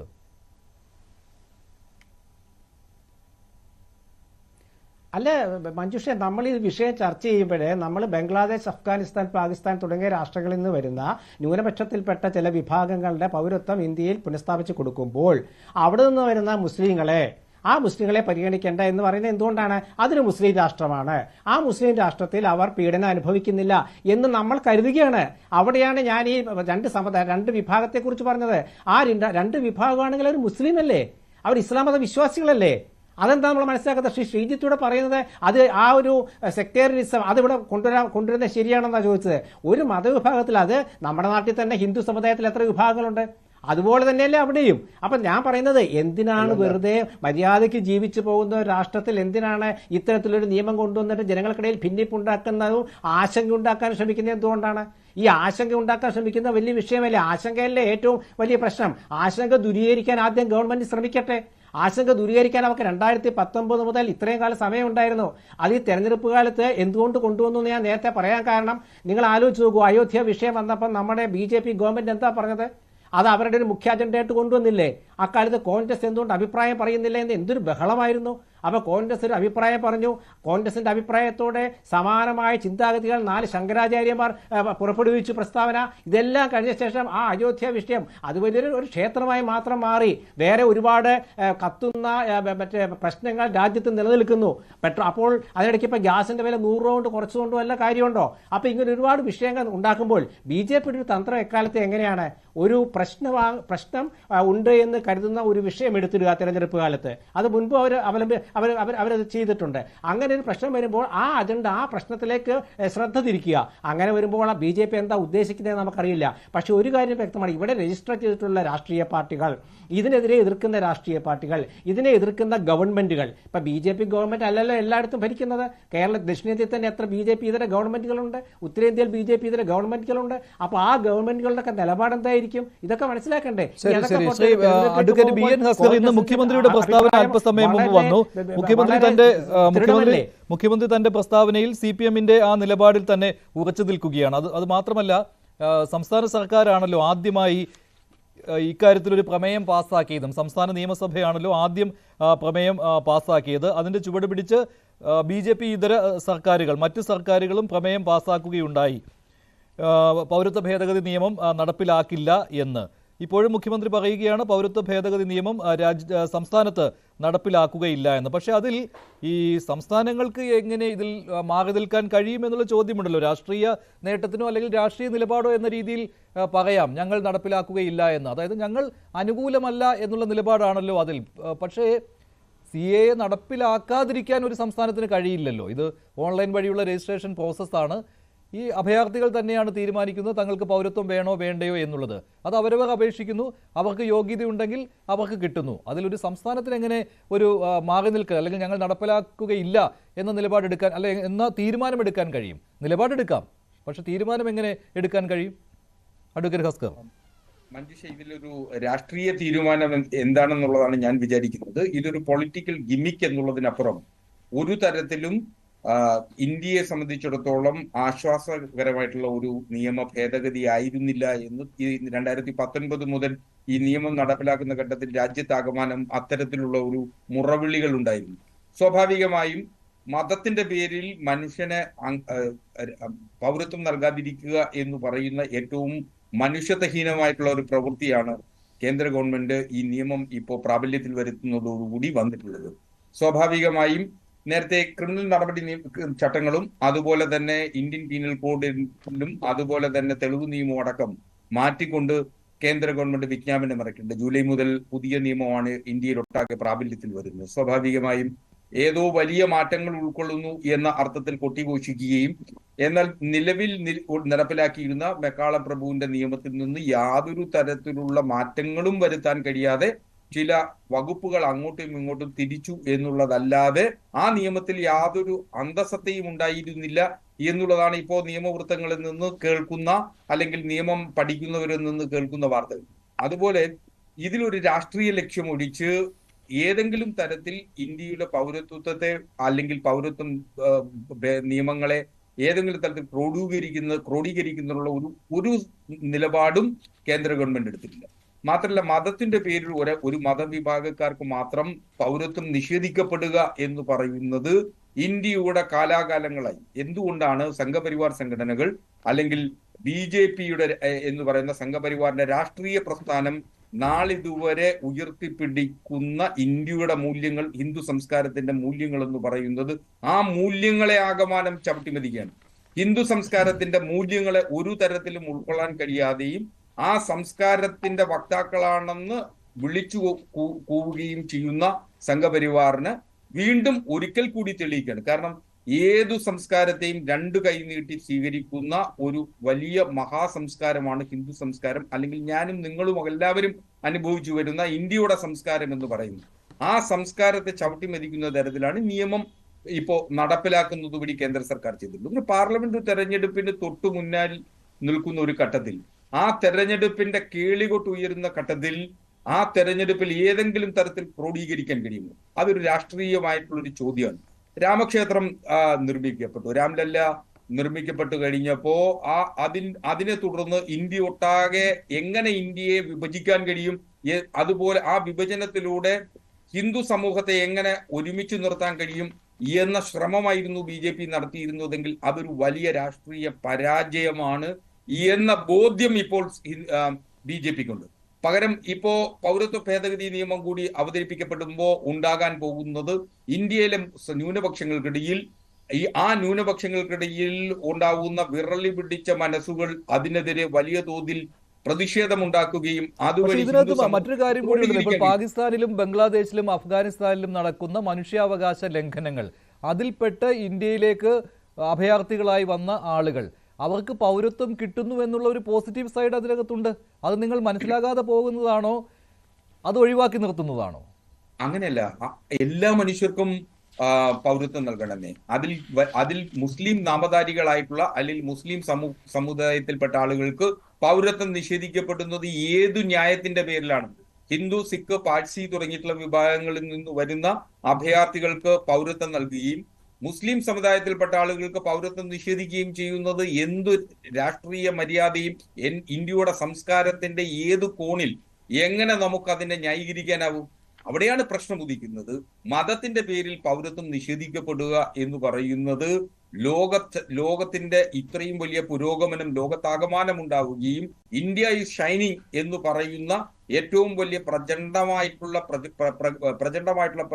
പ്രചാരവേലകൾ നടത്തുന്ന മോദി ഗവൺമെന്റിന് ഒട്ടും യോജിക്കുന്നില്ല. മറ്റു നയതന്ത്ര കാര്യങ്ങൾ കൂടി കേന്ദ്ര സർക്കാർ പരിഗണിച്ചിട്ടുണ്ടല്ലോ. ഇപ്പോൾ മ്യാൻമറിൽ നിന്നുള്ള അഭയാർത്ഥികൾക്ക് രാഷ്ട്രീയ അഭയം നൽകണം, അവരെ പൗരന്മാരായി അംഗീകരിക്കണം എന്നുള്ള വാദം നിങ്ങൾ ഉന്നയിക്കുന്നുണ്ടല്ലോ. ഇപ്പോൾ അതൊക്കെ ഉൾക്കൊള്ളിക്കണം എന്നുള്ളതാണല്ലോ. ഈ പറയുന്ന 3 രാജ്യങ്ങളിൽ നിന്നുള്ളവരെ മാത്രമല്ല മറ്റു രാജ്യങ്ങൾ, അങ്ങനെയാണല്ലോ മ്യാൻമറൊക്കെ അതിൻ്റെ പരിധിയിലേക്ക് കൊണ്ടുവരുന്നത് ഈ പൗരത്വ ഭേദഗതി നിയമത്തെ എതിർക്കുന്ന ആളുകൾ. പക്ഷേ അങ്ങനെ വരുമ്പോൾ മ്യാൻമറുമായിട്ടുള്ള ബന്ധം വഷളാകാനിടയുണ്ട്. അവിടുത്തെ ഈ റോഹിംഗ്യൻകാർ അവിടുത്തെ വിമതരാണ് എന്ന രീതിയിലാണല്ലോ കാര്യങ്ങൾ. അങ്ങനെ വരുമ്പോൾ ഇന്ത്യ അവരെ അംഗീകരിക്കുകയാണെങ്കിൽ പ്രശ്നം മ്യാൻമറുമായുള്ള നയതന്ത്ര ബന്ധം വഷളാകുന്നു. അങ്ങനെയുള്ള ഒരുപാട് കാര്യങ്ങൾ കേന്ദ്ര സർക്കാരിന്റെ പരിഗണനയിൽ വന്നിട്ടുണ്ടല്ലോ.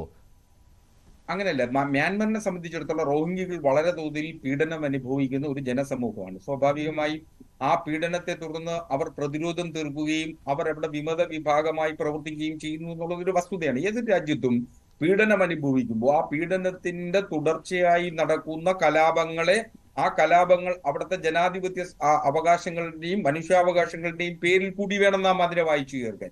അപ്പൊ സ്വാഭാവികമായി മ്യാൻമറിൽ റോഹിംഗ്യകൾ നടത്തുന്ന സമരമാർഗങ്ങൾ അവർക്ക് നേരെ നടക്കുന്ന നീചവും നിഷ്ഠൂരവുമായിട്ടുള്ള ആക്രമണങ്ങൾ അത്തരത്തിൽ വേണം നമുക്ക് തിരിച്ചറിയുവാൻ. ആ തിരിച്ചറിവുകളിൽ നിന്നാണ് മ്യാൻമറിൽ മാത്രമല്ല ഏതൊരു സമൂഹത്തിൽ നിന്നും ഏതൊരു രാജ്യത്തു നിന്നും ഇന്ത്യ എല്ലാ കാലത്തും അനുവർത്തിച്ചു വരുന്ന ഒരു രാഷ്ട്രീയ നിലപാട് പൗരത്വത്തെ സംബന്ധിച്ച് എന്ന് പറയുന്നത്, അഭയാർത്ഥി പ്രശ്നങ്ങളെ സംബന്ധിച്ച് ഇന്ത്യ എടുത്തിട്ടുള്ള നിലപാട് എന്ന് പറയുന്നത് എല്ലാവരെയും 2 കൈയും നീട്ടി സ്വീകരിക്കുന്നതായിരുന്നു. ഇവിടെ മതത്തിന്റെ പേരിൽ ചില ആളുകളെ മാത്രം അതിർത്തിക്ക് പുറത്തു നിർത്തുകയും അവർക്ക് പൗരത്വം നിഷേധിക്കപ്പെടുകയും ചെയ്യുന്ന ഏറ്റവും നികൃഷ്ടവും നിഷ്ഠൂരവുമായിട്ടുള്ള ഒരു രാഷ്ട്രീയ മറുപടി അഡ്വക്കേറ്റ് ബി എൻ ഹസ്കറുള്ള മറുപടി. അല്ല, പല കാര്യങ്ങൾക്ക് മറുപടി പറയേണ്ടതുണ്ട്. ഒന്നാമത് ശ്രീകുമാർ ഇവിടെ പറഞ്ഞ ഒരു കാര്യം, ആസാമിൽ ഇതേപോലെ ഒരു വിഷയം ഉണ്ടായിരുന്നപ്പോൾ കോൺഗ്രസ് ഇത് വളരെ നന്നായി കൈകാര്യം ചെയ്തു എന്നാണ്. എവിടെയാണ് കോൺഗ്രസ് ഇത് നന്നായി കൈകാര്യം ചെയ്തത്? രാജീവ് ഗാന്ധിയുടെ സമയത്ത് ഈ പ്രശ്നമെല്ലാം ഒഴിവാക്കുന്നതിന് വേണ്ടി കോളേജുകളിലടക്കം വളരെ വലിയ രീതിയിലുള്ള പ്രശ്നങ്ങൾ ഉണ്ടായിരുന്ന സമയത്ത് അതിനെല്ലാം തന്നെ പരിഹാരം ഞാൻ നൽകാം എന്ന് പറഞ്ഞുകൊണ്ട് അദ്ദേഹം അവിടെ പോയി ആസാം അക്കോർഡ് സൈൻ ചെയ്തു. ആസാം അക്കോർഡ് സൈൻ ചെയ്തതിന് ശേഷം നാളിതുവരെ അത് നടപ്പാക്കിയിട്ടില്ല. ഒരു കോൺഗ്രസ് സർക്കാരും പിന്നീട് അത് നടപ്പാക്കാനായിട്ടുള്ള ഇൻട്രസ്റ്റ് കാണിച്ചില്ല. അതിന്റെ പേരിലാണ് പിന്നീട് അവിടെ പ്രശ്നം ഉണ്ടായത്.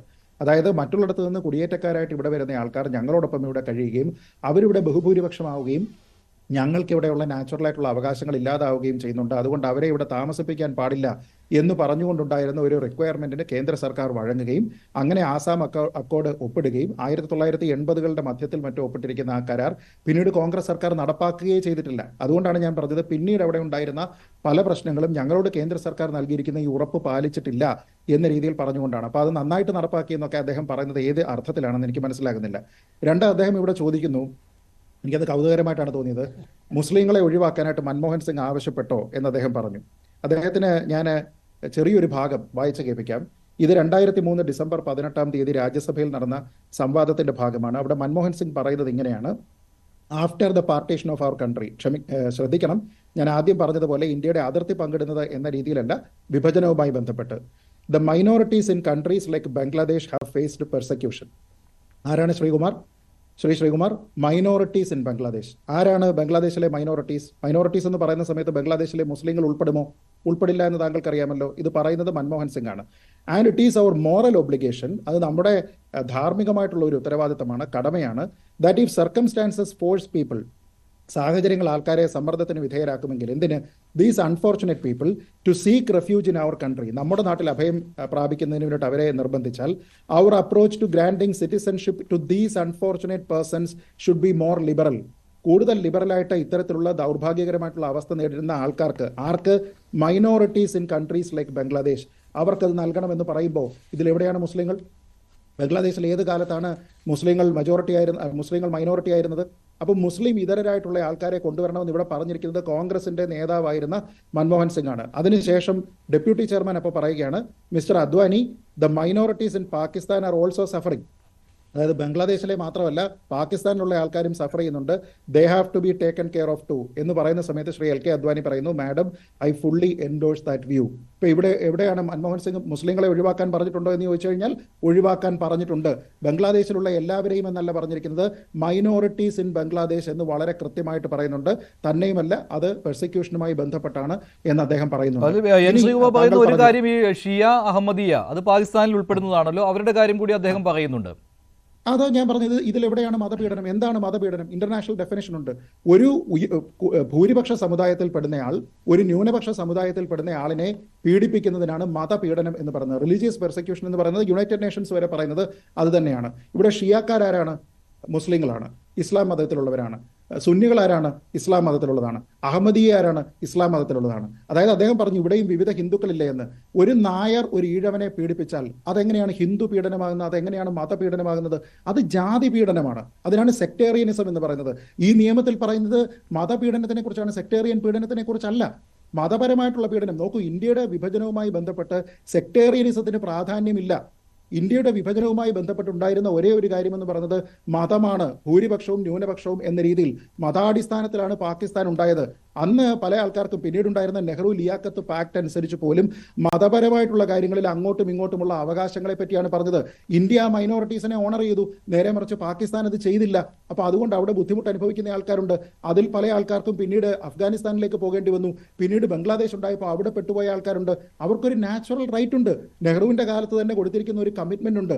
ആ കമ്മിറ്റ്മെന്റ് പറയുന്ന സമയത്തേക്ക് അതിൽ മറ്റ് പല വിഭാഗങ്ങളുണ്ട്.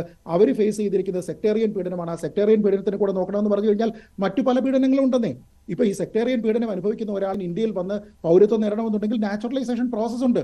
അല്ലാതെ ഷിയകളെയോ സുന്നികളെയോ അഹമ്മദികളെയോ ഇന്ത്യയിൽ സ്വീകരിക്കില്ല എന്നൊരു അർത്ഥമില്ല. അങ്ങനെയുള്ള ആർക്ക് നാച്ചുറലൈസേഷൻ ഉണ്ട്. പക്ഷേ ഇന്ത്യയുടെ വിഭജനവുമായി ബന്ധപ്പെട്ട പ്രശ്നം മതപരമായതുകൊണ്ട് ആ ന്യൂനപക്ഷ വിഭാഗങ്ങളിൽ പെടുന്ന ആൾക്കാർക്ക് ഡോക്ടർ മൻമോഹൻ സിംഗ് ഇവിടെ തന്നെ ആവശ്യപ്പെട്ടിരിക്കുന്നത് അനുസരിച്ച് ഈ പൗരത്വം കൊടുക്കുന്നതിന് വേണ്ടിയിട്ടാണ് ശ്രമിക്കുന്നത്. ഇതൊരു വശം. ഇനി രണ്ട്, അദ്ദേഹം ഇതിനോട് തന്നെ ചേർത്തുകൊണ്ട് പറയുകയാണ്, ശ്രീ ഹസ്കറും ഇവിടെ പറഞ്ഞു, അതായത് രാമക്ഷേത്ര നിർമ്മാണവുമായി ബന്ധപ്പെട്ട് അതിൽ എന്തൊക്കെ കാര്യങ്ങളാണ് പറയുന്നത്. രാമക്ഷേത്ര നിർമ്മാണവുമായി ബന്ധപ്പെട്ട് വളരെ വലിയ രീതിയിലുള്ള ഇമ്പാക്റ്റ് ആണ് അവിടെ BJPക്ക് അനുകൂലമായിട്ട് ഉണ്ടാകുന്നത് എന്ന രീതിയിൽ വാർത്തകൾ വന്നുകൊണ്ടിരിക്കുമ്പോൾ പെട്ടെന്ന് യാതൊരു വിധത്തിലുള്ള സർവേകളുടെയും അടിസ്ഥാനമില്ലാതെ ശ്രീകുമാർ ഇവിടെ പറയുകയാണ് അതൊരു ഇമ്പാക്റ്റ് ഉണ്ടാക്കുന്നില്ല എന്ന്. എന്നിട്ട് അദ്ദേഹം പറയുന്നു ശങ്കരാചാര്യന്മാർ 4 പേര് തള്ളി പറഞ്ഞുവെന്ന്. ഈ നുണ എത്രയോ കാലം മുമ്പേ തന്നെ തെളിഞ്ഞതാണ്. ഒരൊറ്റ ശങ്കരാചാര്യരാണ്, പുരി ശങ്കരാചാര്യർ മാത്രമാണ് ഇതിനെ തള്ളി പറഞ്ഞിരിക്കുന്നത്. താങ്കൾ മനസ്സിലാക്കണം, പുരിയുണ്ട്, ജ്യോതിർമഠമുണ്ട്, ദ്വാരകയുണ്ട്, ശൃംഗേരിയുണ്ട്. ഇതിൽ പുരിയിലെ ശങ്കരാചാര്യർ മാത്രമാണ് തള്ളി പറഞ്ഞിരിക്കുന്നത്. ജ്യോതിർമഠത്തിലെ ശങ്കരാചാര്യരുണ്ട്, ആവിമുക്തേശ്വരാനന്ദ, പക്ഷെ അദ്ദേഹം അല്ല ശങ്കരാചാര്യർ. അദ്ദേഹം ശങ്കരാചാര്യരായിട്ട് അദ്ദേഹത്തെ അവരോധിക്കാൻ പാടില്ല എന്ന് സുപ്രീം കോടതി അത് തടഞ്ഞിരിക്കുകയാണ്. കാരണം അതിന്റെ പേരിൽ ഡിസ്പ്യൂട്ട് ഉണ്ട്.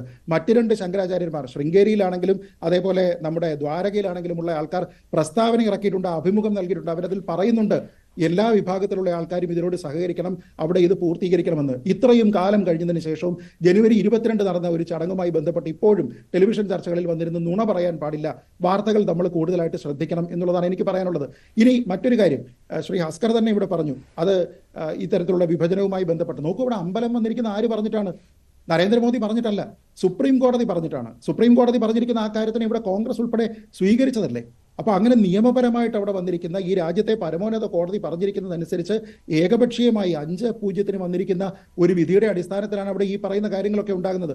അത് ഉണ്ടാകുന്ന സമയത്ത് ഇവിടെ അത് പൊളിറ്റിക്കലായിട്ടുള്ള മൈലേജ് ആണോ, അല്ലെങ്കിൽ അതിന് മൈലേജ് ഇല്ലേ, ഇത് തെറ്റായിട്ടുള്ള കാര്യമാണോ എന്നൊക്കെയാണ് പറയുന്നത്. അതേപോലെ അദ്ദേഹം പറഞ്ഞിട്ട് ഏത് രീതിയിലാണ് റോഹിംഗ്യകളെ പറ്റി പറഞ്ഞു വന്നത് നോക്കൂ. ഇങ്ങനെയുള്ള കലാപങ്ങൾ എന്ന് പറയുന്നത് ജനാധിപത്യത്തിൽ നമുക്ക് കാണാതിരിക്കാൻ കഴിയില്ല എന്ന്. അങ്ങനെയല്ല. റെഫ്യൂജികളായിട്ടുള്ള ആൾക്കാരെ സംബന്ധിച്ചിടത്തോളം ഉള്ള ഡെഫിനിഷൻ എന്ന് പറഞ്ഞു കഴിഞ്ഞാൽ അവരുടെ കയ്യിൽ ഒന്നുമില്ലാതെ അവർ പലായനം ചെയ്യുകയാണ്. അവർ പ്രതിരോധത്തിന് പോകുന്ന ആൾക്കാരല്ല. അങ്ങനെ നോക്കിക്കഴിഞ്ഞാൽ എത്രയോ രാജ്യങ്ങളിൽ സിവിൽ വാർ ഉണ്ടാകുന്നു. ആ സിവിൽ വാറുമായി ബന്ധപ്പെട്ട ആൾക്കാരെ എല്ലാവരെയും ആൾക്കാർ ഇങ്ങോട്ട് സ്വീകരിക്കുകയാണ് ചെയ്യുന്നത്. അല്ല, റോഹിംഗ്യകളെ സംബന്ധിച്ചിടത്തോളം ഒരു സെക്യൂരിറ്റി ത്രെട്ടാണ് എന്ന് പറഞ്ഞുകൊണ്ട് പണ്ട് മുതൽക്കേ ഉള്ള ഇന്റലിജൻസ് ഉണ്ട്. ആ ഇന്റലിജൻസിന്റെ കൂടി അടിസ്ഥാനത്തിലാണ് അവർ ചെയ്തിരിക്കുന്ന ക്രൂരമായിട്ടുള്ള പ്രവർത്തനങ്ങളുണ്ട്. മുസ്ലിം രാജ്യങ്ങൾ പോലും എന്തുകൊണ്ടാണ് റോഹിംഗ്യകളെ അഭയാർത്ഥികളായിട്ട് സ്വീകരിക്കാത്തത്? ഇവർ പല രാജ്യങ്ങളിലേക്കും ഒരു ബോട്ടും മറ്റു കാര്യങ്ങളും ഒക്കെ പിടിച്ച് ചങ്ങാടങ്ങളിലും ഒക്കെ പോയപ്പോൾ ആ രാജ്യങ്ങളെല്ലാം തന്നെ വെടിവെച്ചവരെ തുരത്തുകയാണ് ചെയ്തത്. എന്തുകൊണ്ടാണ് സ്വീകരിക്കാത്തത്? കാരണം ആഭ്യന്തര സുരക്ഷയ്ക്ക് ഇവർ ഭീഷണിയാണ് എന്ന രീതിയിൽ റോഹിംഗ്യകളുമായി ബന്ധപ്പെട്ട് വളരെ വലിയ രീതിയിലുള്ള റിപ്പോർട്ടുകളുണ്ട്. പല രാജ്യങ്ങളുടെയും ഇന്റലിജൻസ് ഉണ്ട്. അപ്പോൾ നിങ്ങളെല്ലാം പറയുന്നത് പോലെ ആ റോഹിംഗ്യകളെ മക്കളെ വാ നിങ്ങൾക്ക് ഇത് കൊടുക്കാം എന്നൊരു രാജ്യത്തിന് തീരുമാനമെടുക്കാൻ കഴിയില്ല. ആ തീരുമാനമെടുക്കണമെന്നുണ്ടെങ്കിൽ കേസ് ബൈ കേസാണ് നോക്കുക. ഇപ്പോൾ കോടതി പോലും ഈ വിഷയത്തിൽ ചില കാര്യങ്ങൾ ചെയ്യണമെന്ന് പറയുമ്പോൾ ഇന്റലിജൻസ് റിപ്പോർട്ട് കൊണ്ടു കൊടുത്തതിന് ശേഷം കേന്ദ്ര സർക്കാർ അവിടെ പറഞ്ഞിട്ടുണ്ട്. അന്ന് കോടതികൾ എന്താണ് ചെയ്തത്? അത് കേന്ദ്ര സർക്കാരിന്റെ തീരുമാനമാണ്, അതിനനുസരിച്ച് പോകട്ടെ, അത് പോളിസി മാറ്ററാണ് എന്നാണ് പറഞ്ഞിരിക്കുന്നത്. അപ്പോൾ ഇതിനെയെല്ലാം തന്നെ ഒരു മുസ്ലിം വിരോധമായിട്ട് കാണുന്നത് എന്തിനാണ്? റോഹിംഗ്യകളാണോ മുസ്ലിങ്ങളെ റെപ്രസെന്റ് ചെയ്യുന്നത്? റോഹിംഗ്യകൾക്കാണോ ഇവിടെ നൽകേണ്ടത്? ഇത് ഇന്ത്യയിലുള്ള വന്നിരിക്കുന്ന അഭയാർത്ഥികളായിട്ട് ജീവനും കൊണ്ട് പാഞ്ഞിരിക്കുന്ന കുറേ അധികം പാവപ്പെട്ട ആൾക്കാർ ഇവിടെ വന്നിരിക്കുന്ന സമയത്ത് അവർക്ക് പൗരത്വം നൽകുന്നതിന് വേണ്ടിയിട്ടുള്ള പ്രോസസ്സിനെ ഒന്ന് എക്സ്പെഡിയേറ്റ് ചെയ്യുമ്പോൾ അതിന്റെ പേരിൽ മുസ്ലിങ്ങളെ മാറ്റി നിർത്തുന്നേ എന്ന് പറയുന്നു. ഇരയ്ക്ക് പൗരത്വം നൽകുകയാണ്, അല്ല വേട്ടക്കാരനല്ല. ശരി, ഒരു കാര്യം കൂടി ശ്രീ ശ്രീജിത്ത് പണിക്കർ, ഇപ്പോൾ ഇത് നടപ്പിലാക്കില്ല എന്ന് പറയുന്നവർക്കുള്ള മറുപടി കൂടി ഇപ്പോൾ ഇന്ന് മുഖ്യമന്ത്രി പിണറായി വിജയൻ പ്രസ്താവനയിൽ പറഞ്ഞിരിക്കുകയാണ്, കേരളം നടപ്പിലാക്കുകയില്ല എന്ന്. സാങ്കേതികമായി അതെങ്ങനെ സാധ്യമാകും? സാങ്കേതികമായിട്ടല്ല, നിയമപരമായിട്ടോ ഭരണഘടനാപരമായിട്ടോ ആ പ്രസ്താവന നടത്തുന്നതിന് മുഖ്യമന്ത്രിക്ക് യാതൊരു വിധത്തിലുള്ള അധികാരവുമില്ല, അവകാശമില്ല. ഇത് നടപ്പാക്കാതിരിക്കാനായിട്ട് അദ്ദേഹത്തിന് കഴിയുകയുമില്ല. കാരണം പൗരത്വം എന്ന് പറയുന്ന കാര്യം അതിൻ്റെ തന്നെ എല്ലാ കണ്ടീഷൻസും ക്ലോസസും, പൗരത്വം നൽകുക, ഒരാളിന്റെ പൗരത്വം ഇല്ലാതെയാക്കുക, പൗരത്വവുമായി ബന്ധപ്പെട്ട ഭേദഗതികൾ കൊണ്ടുവരിക, ഈ കാര്യങ്ങളെല്ലാം തന്നെ പൂർണ്ണമായിട്ടും യൂണിയൻ ലിസ്റ്റിലുള്ളതാണ്. അതായത് പാർലമെന്റിന് മാത്രം നിയമം കൊണ്ടുവരാൻ കഴിയുന്ന, കേന്ദ്ര സർക്കാരിന് മാത്രം ഒരു നിയമമാണെങ്കിൽ നടപ്പാക്കാൻ വേണ്ടിയിട്ട് തീരുമാനമെടുക്കാൻ കഴിയുന്ന യൂണിയൻ ലിസ്റ്റിൽപ്പെട്ട കാര്യങ്ങൾ മാത്രമാണ് പൗരത്വം. പൗരത്വവുമായി ബന്ധപ്പെട്ട എല്ലാ കാര്യങ്ങളും A to Z ആയിട്ടുള്ള എല്ലാ കാര്യങ്ങളും കേന്ദ്ര സർക്കാരിന് മാത്രം തീരുമാനിക്കാനുള്ളതാണ്. പൗരത്വം നൽകുന്നതുമായി ബന്ധപ്പെട്ടോ അതുമായി ബന്ധപ്പെട്ട പ്രോസസ്സുമായിട്ട് സഹകരിക്കുന്നതുമായി ബന്ധപ്പെട്ടോ നടപ്പാക്കുകയില്ല എന്ന് പറയാനോ ആർക്കൊക്കെ നടപ്പാക്കാം എന്നുള്ള വിവേചനത്തിനുള്ള അധികാര അവകാശങ്ങൾ കേന്ദ്ര സർക്കാരിന് മാത്രമേ ഉള്ളൂ, സംസ്ഥാന സർക്കാരിനില്ല. ഇതിപ്പോൾ നമ്മൾ ഈ പറയുന്നത് പോലെ ഇത് വെച്ച് നമ്മുടെ നാട്ടിൽ ഭീതി വിതച്ചുകൊണ്ട് ഇവിടെ മുസ്ലിങ്ങൾക്കെതിരെ ഏകപക്ഷീയമായിട്ടുള്ള ഒരു നിയമം വരുന്നു, നിങ്ങളുടെ സംരക്ഷകൻ ഞാനാണ് എന്ന് പറഞ്ഞ് പൊളിറ്റിക്കലായിട്ട് ഇവരെ ചൂഷണം ചെയ്യുന്നതിന് വേണ്ടി കേരളത്തിൽ ഇത് നടപ്പാക്കിയിട്ടുണ്ട്. ഇങ്ങനെ ഒരു പ്രമേയം പാസ്സാക്കിയിട്ടുണ്ട്, ബംഗാളിൽ പ്രമേയം പാസ്സാക്കിയിട്ടുണ്ട്. ഇനി കുറച്ച് നാളുകൂടെ കഴിഞ്ഞു കഴിഞ്ഞാൽ ചിലപ്പോൾ മറ്റുള്ള സംസ്ഥാനങ്ങളിലും ഇത് പാസ്സാക്കും. ഇവർക്കുള്ള അധികാരം എന്താണ്? ഞാൻ ചോദിക്കുന്നത്, ഇവിടെ ചർച്ചയിൽ പങ്കെടുക്കുന്ന ശ്രീ ഹസ്കർ, അദ്ദേഹം ഒരു അഭിഭാഷകനാണ്. ഞാൻ അദ്ദേഹത്തിനോട് ചോദിക്കട്ടെ, ഭരണഘടനയുടെ ഏത് പ്രൊവിഷൻ വെച്ചിട്ടാണ്, പൗരത്വ നിയമവുമായി ബന്ധപ്പെട്ട യൂണിയൻ ലിസ്റ്റിലുള്ള ഏത് കണ്ടീഷൻ പ്രകാരമാണ് അദ്ദേഹം കൂടി പിന്തുണയ്ക്കുന്ന പാർട്ടിയുടെ ഭാഗമായിട്ടുള്ള ശ്രീ പിണറായി വിജയൻ പറയുന്നത് ഇവിടെ ഇത് നടപ്പാക്കില്ല? അങ്ങനെ നടപ്പാക്കാതിരിക്കാൻ പറ്റില്ലല്ലോ. ഇപ്പോൾ കോടതിയിൽ സമീപിച്ചിട്ടുണ്ട്, സുപ്രീം കോടതിയെ സമീപിച്ചിട്ടുണ്ട് പലരും, മുസ്ലിം ലീഗ് സുപ്രീം കോടതിയെ സമീപിച്ചിട്ടുണ്ട്, ഹർജി സുപ്രീം കോടതിയുടെ പരിഗണനയിലുമുണ്ട്. അതല്ലാതെ ഞങ്ങൾ നടപ്പിലാക്കില്ല എന്ന് എങ്ങനെ പറയാൻ പറ്റും? നടപ്പിലാക്കാതിരിക്കാൻ എങ്ങനെ പറ്റും? മഞ്ജുഷേ, ഇന്ത്യൻ ഭരണഘടനയുടെ അനുച്ഛേദം 15 ഒരു പൗരന് നൽകുന്ന അവകാശം എന്ന് പറയുന്നത് സ്റ്റേറ്റ് ഒരു പൗരനോടും ജാതി, മത, ലിംഗ, ജന്മദേശങ്ങൾ കാരണങ്ങൾ കൊണ്ട് വിവേചനം കാണിക്കുവാൻ പാടില്ല എന്ന് ഭരണഘടന നൽകുന്ന അവകാശമുണ്ട്. ലംഘനമാണ് അനുച്ഛേദം 15. പൗരനല്ല ഇവിടെ പൗരത്വം നൽകുന്നത്. പൗരത്വം കിട്ടാത്ത ആളുകളാണല്ലോ, അവർക്ക് പൗരത്വം നൽകുകയാണല്ലോ. പൗരത്വം ഇല്ലാത്തവർ ഈ പരിധിയിൽ വരില്ലല്ലോ, ഭരണഘടനയുടെ പരിധിയിൽ വരില്ലല്ലോ. ഞാൻ മഞ്ജുഷേ, പൗരൻ എന്ന് പറയുന്നത് ജന്മം കൊണ്ടോ അല്ലെങ്കിൽ പൗരത്വം നേടിയതുകൊണ്ട് മാത്രം ഇന്ത്യയിൽ ജീവിക്കുന്ന ഓരോ ആളുകളും പൗരത്വം മാത്രമല്ല ഉള്ളത്.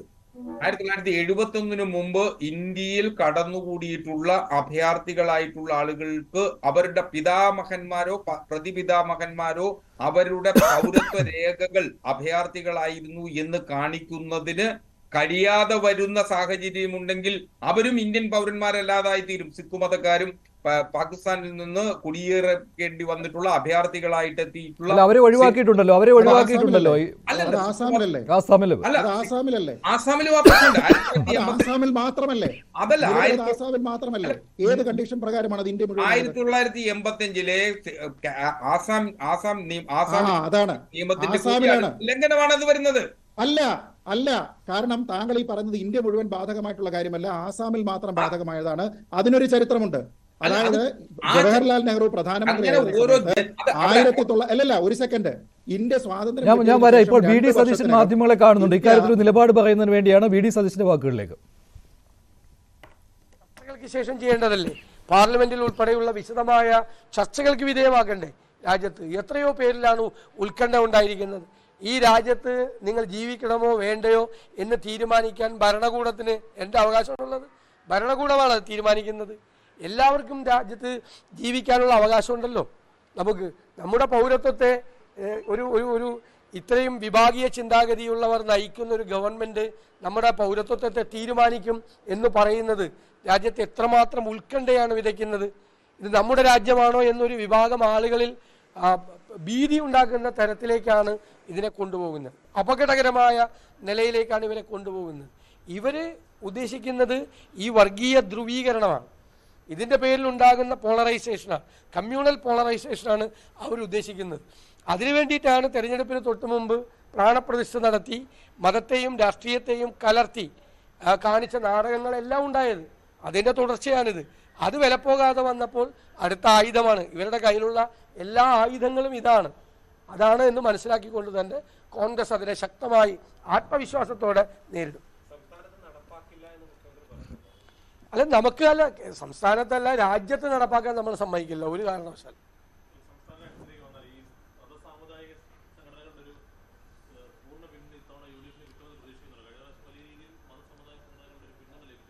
ഈ പ്രാവശ്യം എല്ലാ വിഭാഗങ്ങളിലുള്ള മത സാമുദായിക സംഘടനകൾ UDF-ന് വലിയ പിന്തുണയാണ് പ്രഖ്യാപിച്ചിട്ടുള്ളത്. വി ഡി സതീശൻ മാധ്യമങ്ങളെ കാണുകയായിരുന്നു. പൗരത്വ ഭേദഗതി നിയമത്തിന് എതിരാണ് എന്നുള്ള നിലപാട് ആവർത്തിക്കുകയാണ് വി ഡി സതീശൻ ചെയ്യുന്നത്. ശ്രീ ഹസ്കർ, താങ്കൾക്ക് തുടരാം. മനുഷ്യ ഇതിൽ നിയമപരമായിട്ടുള്ളൊരു പ്രശ്നം സംസ്ഥാനത്ത് നടപ്പിലാക്കാനാവുമോ, ഭരണഘടനാപരമായിട്ട് എങ്ങനെ അതും സാധിക്കുന്നത്, ഇതിനെ സംബന്ധിച്ച് ഒരു സർവേ നടത്തേണ്ടതിന്റെ ആവശ്യകത കൂടി സംസ്ഥാന സർക്കാരിന്റെ ഭാഗമായി നിലനിൽക്കുന്നു. അതുകൊണ്ടാണ് സംസ്ഥാനത്തെ ഭരണ പ്രതിപക്ഷ കക്ഷികൾ ഒരുമിച്ച് നിന്നുകൊണ്ട് ഇത് സംസ്ഥാനത്ത് ഈ നിയമം നടപ്പിലാക്കില്ല എന്ന് പറയാനുള്ള ആർജവം കാണിച്ചത്. ആ ആർജവം നിയമസഭ നടാടെ ഇന്ത്യയുടെ ചരിത്രത്തിൽ ആദ്യമായി ഇത്തരത്തിലൊരു നിലപാടെടുത്തിട്ടുണ്ട് എന്നുണ്ടെങ്കിൽ അതൊരു ജനാധിപത്യ ബോധത്തിന്റെയും ഇന്ത്യയുടെ സംസ്കാരത്തിന്റെയും ഇന്ത്യയുടെ നിയമങ്ങൾ നിലനിൽക്കണമെന്ന് ആഗ്രഹിക്കുന്നതിന്റെ കൂടി ഫലമായിട്ടാണ്. മാത്രമല്ല, നമ്മുടെ രാജ്യത്ത് ഈ നിയമം നടപ്പിലാക്കുന്നത് വഴി IB-യുടെ കണക്കു പ്രകാരം ഇന്ത്യ ഗവൺമെന്റിന്റെ നേരിട്ടുള്ള നിയന്ത്രണത്തിലുള്ള ഇന്റലിജൻസ് ബ്യൂറോയുടെ കണക്കുകൾ പ്രകാരം 30,000 ആളുകൾക്ക് മാത്രമേ ഗുണഭോക്താക്കളായിട്ടുള്ളൂ. ഈ നിയമ ഭേദഗതിയിലൂടെ മറിച്ച് ലക്ഷക്കണക്കിന് ആളുകൾക്ക് ഇന്ത്യയിൽ മുസ്ലിങ്ങളായതിന്റെ പേരിൽ, അഭയാർത്ഥികളായി എത്തിയതിന്റെ പേരിൽ അവരുടെ പൗരത്വം നിഷേധിക്കപ്പെടുകയും അവർ തങ്ങളുടെ പൗരത്വം തെളിയിക്കപ്പെടാൻ ബാധ്യസ്ഥരാവുകയും ചെയ്യുന്ന ഒരു സാഹചര്യമുണ്ട്. ഞാൻ വ്യക്തിപരമായി നിലവിൽ പൗരത്വമുള്ളവർക്കല്ലല്ലോ അല്ലേ? അങ്ങനെയല്ലല്ലോ. മാത്രമല്ല അങ്ങനെ മാത്രം ഇതിനെ കാണാൻ കഴിയില്ല മഞ്ജുഷ്. ഞാൻ ഇതിലൊരു വളരെ എന്റെ വ്യക്തിപരമായ ഒരു അനുഭവം പറയാം. നേപ്പാളിൽ നിന്ന് ഇന്ത്യയിലേക്ക് 2 പേർ 1900 സ്വാതന്ത്ര്യാനന്തരം കേരളത്തിലേക്ക് കുടിയേറുകയും അതിനുശേഷം അവരുടെ കുടുംബാംഗങ്ങൾ ഇന്ത്യയിൽ ജീവിക്കുകയും കേരളത്തിൽ ജോലി ചെയ്യുകയും അവരുടെ മക്കൾ ഇവിടെ ജനിക്കുകയും അതിനുശേഷം ആ മക്കൾ വിവാഹിതരാവുകയും അവരുടെ കൊച്ചുമക്കൾ കേരളത്തിൽ ജീവിക്കുകയും ചെയ്യുന്ന ഒരു സാഹചര്യത്തിൽ അവർക്ക് ഇന്ത്യൻ പൗരത്വം, അവരുടെ പേരിൽ സർനെയിം ഉള്ളതിന്റെ പേരിൽ അവർക്ക് പാസ്പോർട്ട് നിഷേധിച്ചതിനെ സംബന്ധിച്ച് വ്യക്തിപരമായി അത് ബഹുമാനപ്പെട്ട കേരള ഹൈക്കോടതി മുമ്പാകെ ഒരു കേസായി ഇപ്പോൾ നിലനിൽക്കുന്നുണ്ട്. അങ്ങനെ ആ കുട്ടി ഇവിടെ ജനിക്കുകയും ഇവിടെ പഠിക്കുകയും ഇവിടെ വളരുകയും ചെയ്തിട്ട് തന്റെ സർനെയിം നേപ്പാളി സർനെയിം ആയതുകൊണ്ട് തനിക്ക് പാസ്പോർട്ട് നിഷേധിക്കുകയും തന്റെ പൗരത്വം തെളിയിക്കേണ്ട ബാധ്യതയിലേക്ക് മാറുകയും ചെയ്തു. അങ്ങനെ ഇന്ത്യയിൽ നിരവധി ആളുകൾക്ക് ഇത്തരം ഈ നിയമം ഭേദഗതി നടപ്പിലാകുന്നതോടുകൂടി ഇന്ത്യയിൽ നിരവധി ആളുകൾക്ക് തങ്ങളുടെ പൗരത്വം തെളിയിക്കേണ്ടതായി വരികയും അങ്ങനെ തെളിയിക്കാൻ ചെല്ലുമ്പോൾ മുസ്ലിങ്ങളായിട്ടുള്ള ആളുകൾക്ക് അങ്ങനെ ആ സന്നിഗ്ധ ഘട്ടത്തിൽ അവരുടെ പൗരത്വം അല്ലെങ്കിൽ നിഷേധിക്കപ്പെടുകയും ചെയ്യും. നാം ഈ അത് വർഷത്തിന്റെ കാര്യത്തിലല്ലേ വ്യത്യാസം വരുന്നുള്ളൂ. ഇവിടെ ഈ 5 വർഷം എന്നുള്ള കാലയളവ് ഈ 6 വിഭാഗങ്ങൾക്കും, ഹിന്ദുക്കൾക്കും ക്രൈസ്തവർക്കും സിഖ്, പാഴ്സി, ജൈനർ, ബുദ്ധർ ഇവർക്കും കിട്ടും. ബാക്കി മുസ്ലിങ്ങൾക്ക് അതില്ല. അങ്ങനെയല്ലേ വരുന്നുള്ളൂ. ഇവിടെ വിഷയം മുസ്ലിങ്ങൾക്ക് എന്തുകൊണ്ട് കിട്ടുന്നില്ല? എന്തുകൊണ്ട് അങ്ങനെ മുസ്ലിങ്ങളെ പാർശ്വവൽക്കരിക്കപ്പെടണം ഒരു മതേതര രാജ്യത്ത്? ഇന്ത്യയുടെ സംസ്കാരവും ഇന്ത്യ ആർജിച്ച നാളിതുവരെയുള്ള ഈ മറ്റു രാജ്യങ്ങളിൽ നിന്ന് വന്നവർക്ക് ഈ മറ്റു രാജ്യങ്ങളിൽ നിന്ന് വന്നവർക്ക് ഈ അഞ്ചിലും ഉൾപ്പെടുകയില്ല. അല്ല, ഈ മറ്റു രാജ്യങ്ങളിൽ നിന്ന് വന്നവർ ഈ അഞ്ചിലും ഉൾപ്പെടുകയില്ല, ഏത് വിഭാഗത്തിലുള്ളവരായാലും. അങ്ങനെയല്ലേ? അങ്ങനെയല്ല, ഈ അഞ്ചിൽ ഉൾപ്പെടാൻ ഏറ്റവും പ്രധാനമായി ഈ നിയമ ഭേദഗതിയെ എതിർക്കുന്നതിന്റെ പ്രധാനപ്പെട്ട കാരണം മതപരമായ നിലപാടുകളുടെ അടിസ്ഥാനത്തിൽ ന്യൂനപക്ഷ വിഭാഗം എന്ന് പറയുന്നത് കൊണ്ട് തന്നെ സുന്നികൾ ഭൂരിപക്ഷമുള്ള ഒരു രാജ്യത്ത് അവിടെ ഷിയാക്കൾ ന്യൂനപക്ഷമാണ്. ആ ന്യൂനപക്ഷ വിഭാഗക്കാരായിട്ടുള്ള ആളുകൾ ആ രാജ്യത്ത് നിന്ന് അഭയാർത്ഥികളായി ഇന്ത്യയിലെത്തിയാൽ അവർ മുസ്ലിങ്ങൾ ആയതുകൊണ്ട് ഇന്ത്യയിൽ പൗരത്വം ലഭിക്കുന്നതിന് പക്ഷേ വരുമ്പോൾ മതപീഡനമേ വരുന്നുള്ളൂ. മതപീഡനമേ വരുന്നുള്ളൂ. ന്യൂനപക്ഷമല്ല. പാകിസ്ഥാനിലെ ന്യൂനപക്ഷം ഏതാണ്? പാകിസ്ഥാനിലെ ന്യൂനപക്ഷം ഏതാ? ഷിയയാണ്. പാകിസ്ഥാനിലെ ന്യൂനപക്ഷം ഹിന്ദുക്കളും സിഖുകാരുമാണോ അതോ ഷിയകളാണോ? ഗവൺമെന്റിന്റെ കണക്കാണ്. അല്ല അല്ല അല്ല അല്ല റിലീജിയസ് മൈനോറിറ്റി അല്ല ഷിയാസ്. താങ്കളുടെ കൂടി മതവിഭാഗത്തിൽപ്പെട്ട ആൾക്കാരെ തെറ്റിദ്ധരിപ്പിക്കുന്ന രീതിയിൽ പറയരുത്. ചെയ്യുമ്പോ അതിനെ റിലീജിയസ് മൈനോറിറ്റി, സെനറ്ററി മൈനോറിറ്റി എന്ന് പറഞ്ഞു. റിലീജിയസ് മൈനോറിറ്റി വ്യക്തമായിട്ട് ഇതിൽ പറയുന്നുണ്ടല്ലോ.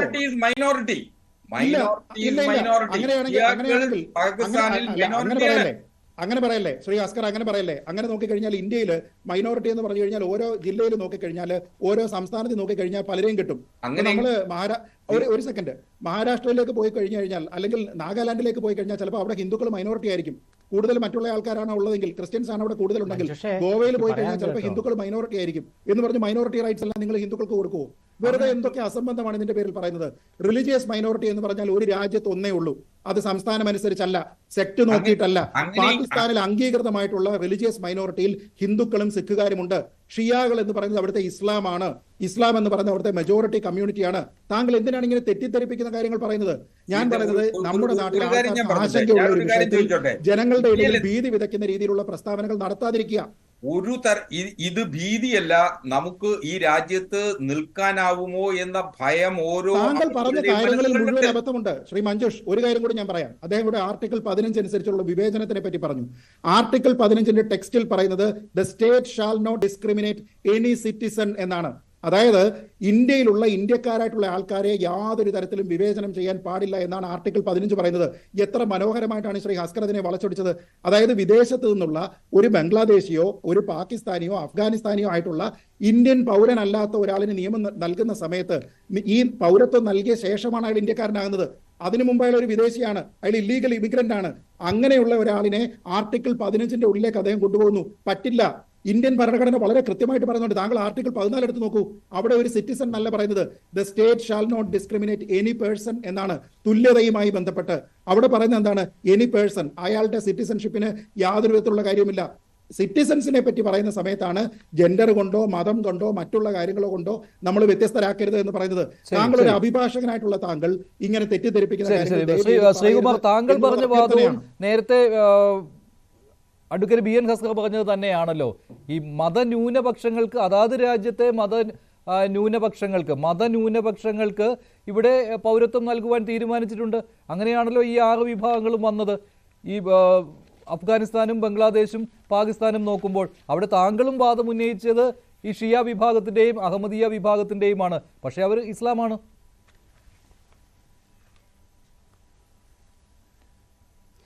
അതായത് മഞ്ജുഷ, നമ്മളുടെ കാര്യം മനസ്സിലാക്കാം. നമ്മൾ ഈ പൗരത്വ നിയമ ഭേദഗതി വിജ്ഞാപനം പുറപ്പെടുവിച്ചിട്ട് അതിൻ്റെ ഉള്ളിലത്തെ സാങ്കേതികത്വം എന്തൊക്കെ നാളെയും ഒക്കെ അറിയാൻ പറ്റുള്ളൂ. കാരണം ഒരു ദേശീയ രജിസ്റ്റർ വേണ്ടേ എന്നൊരു ചോദ്യം മുൻപ് ഉന്നയിക്കപ്പെട്ടിട്ടുണ്ട്. അത് അസാമിലെ ഈ രജിസ്റ്റർ ഉണ്ടാക്കിയപ്പോൾ സുപ്രീം കോടതി നിർദ്ദേശപ്രകാരമാണ് അസാമിൽ രജിസ്റ്റർ ഉണ്ടാക്കിയത്. അമിത്ഷായുടെ കാലത്ത് തന്നെയാണത്. ആ രജിസ്റ്റർ ഉണ്ടാക്കിയപ്പോൾ അതിൽ 19 ലക്ഷം പേര് ഉണ്ടായിരുന്നില്ല, അതിൽ 14 ലക്ഷം പേര് ഹിന്ദുക്കളായിരുന്നു.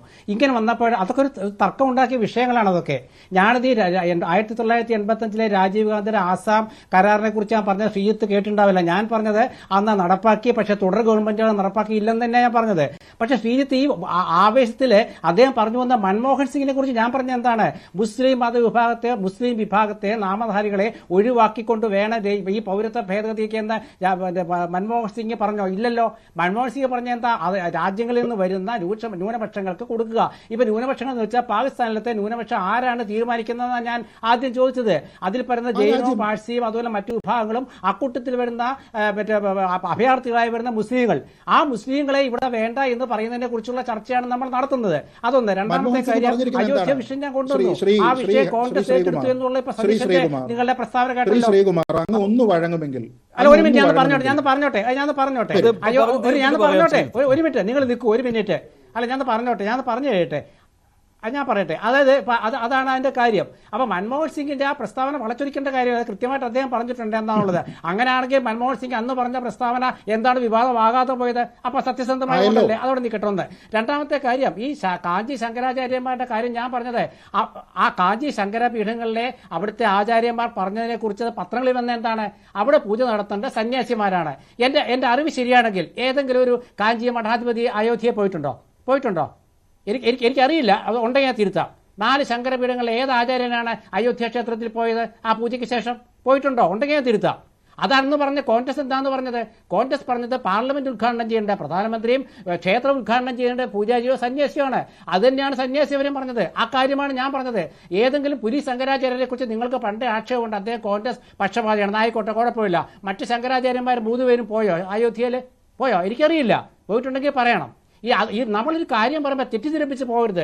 ഒരു കാര്യം പെട്ടെന്ന് സംസാരിച്ചു പോകുമ്പോൾ ഒരുപാട് തെറ്റിദ്ധാരണ അതിനുള്ളിലുണ്ട്. പിന്നെ ഈ വിഷയം ഇന്നത്തെ ഈ പൗരത്വ നിയമ ഭേദഗതി എന്തുകൊണ്ടാണ് കേരളം നടപ്പാക്കില്ലെന്ന് മുഖ്യമന്ത്രി പറഞ്ഞത്? എന്തുകൊണ്ടാണ്? ഇന്ത്യയിലത്തെ പ്രമുഖ പ്രതിപക്ഷ കക്ഷികളെല്ലാം അതിനെതിരാണ്. ഇതൊരു ഗവൺമെന്റ് കൊണ്ടുവരുമ്പോൾ ഭരണഘടനാപരമായ തീരുമാനമാണെങ്കിലും പാർലമെന്റ് പാസ്സാക്കിയ നിയമമാണെങ്കിലും ഇവിടെ ആർട്ടിക്കിൾ 15 കുറിച്ചൊക്കെ പറഞ്ഞല്ലോ. ആർട്ടിക്കിൾ 14 15 നൽകുന്ന തുല്യാവകാശത്തെക്കുറിച്ച് എന്തുകൊണ്ടാണ് ചർച്ചയായത്? അതെപ്പോഴാണ് ചർച്ചയായത്? ഈ പൗരത്വ ഭേദഗതി നിയമം വന്നപ്പോഴാണ് ചർച്ചയായത്. എന്തുകൊണ്ടാണ് ചർച്ചയായത്? അപ്പം അതിനെ വ്യാഖ്യാനിച്ച് നമ്മൾ കൊണ്ടുവരരുത്. അത് ചർച്ചയായോ? തുല്യതയെക്കുറിച്ച് ചർച്ചയായെങ്കിൽ എന്തുകൊണ്ട് ചർച്ചയായി? അത് എനിക്കും ഹക്സർക്കും മനസ്സിലാകുമ്പോൾ എന്തുകൊണ്ട് ശ്രീജിത്തിന് മനസ്സിലാക്കുന്നില്ല? ഒരു പക്ഷേ അദ്ദേഹത്തിന്റെ പക്ഷം ഉണ്ടായിരിക്കും, എനിക്കും പക്ഷമുണ്ട്. അപ്പോൾ ആ പക്ഷത്തിൽ നിന്ന് സംസാരിക്കുമ്പോൾ നമ്മൾ പറയുന്ന അഭിപ്രായങ്ങളിൽ ഒരു സംഘടനം ഉണ്ടാവുകയാണെങ്കിൽ ആ സംഘടനം ഉണ്ടാകട്ടെ, കുഴപ്പമില്ല. പക്ഷേ തെറ്റിദ്ധാരണ പരത്തി പോകരുത്.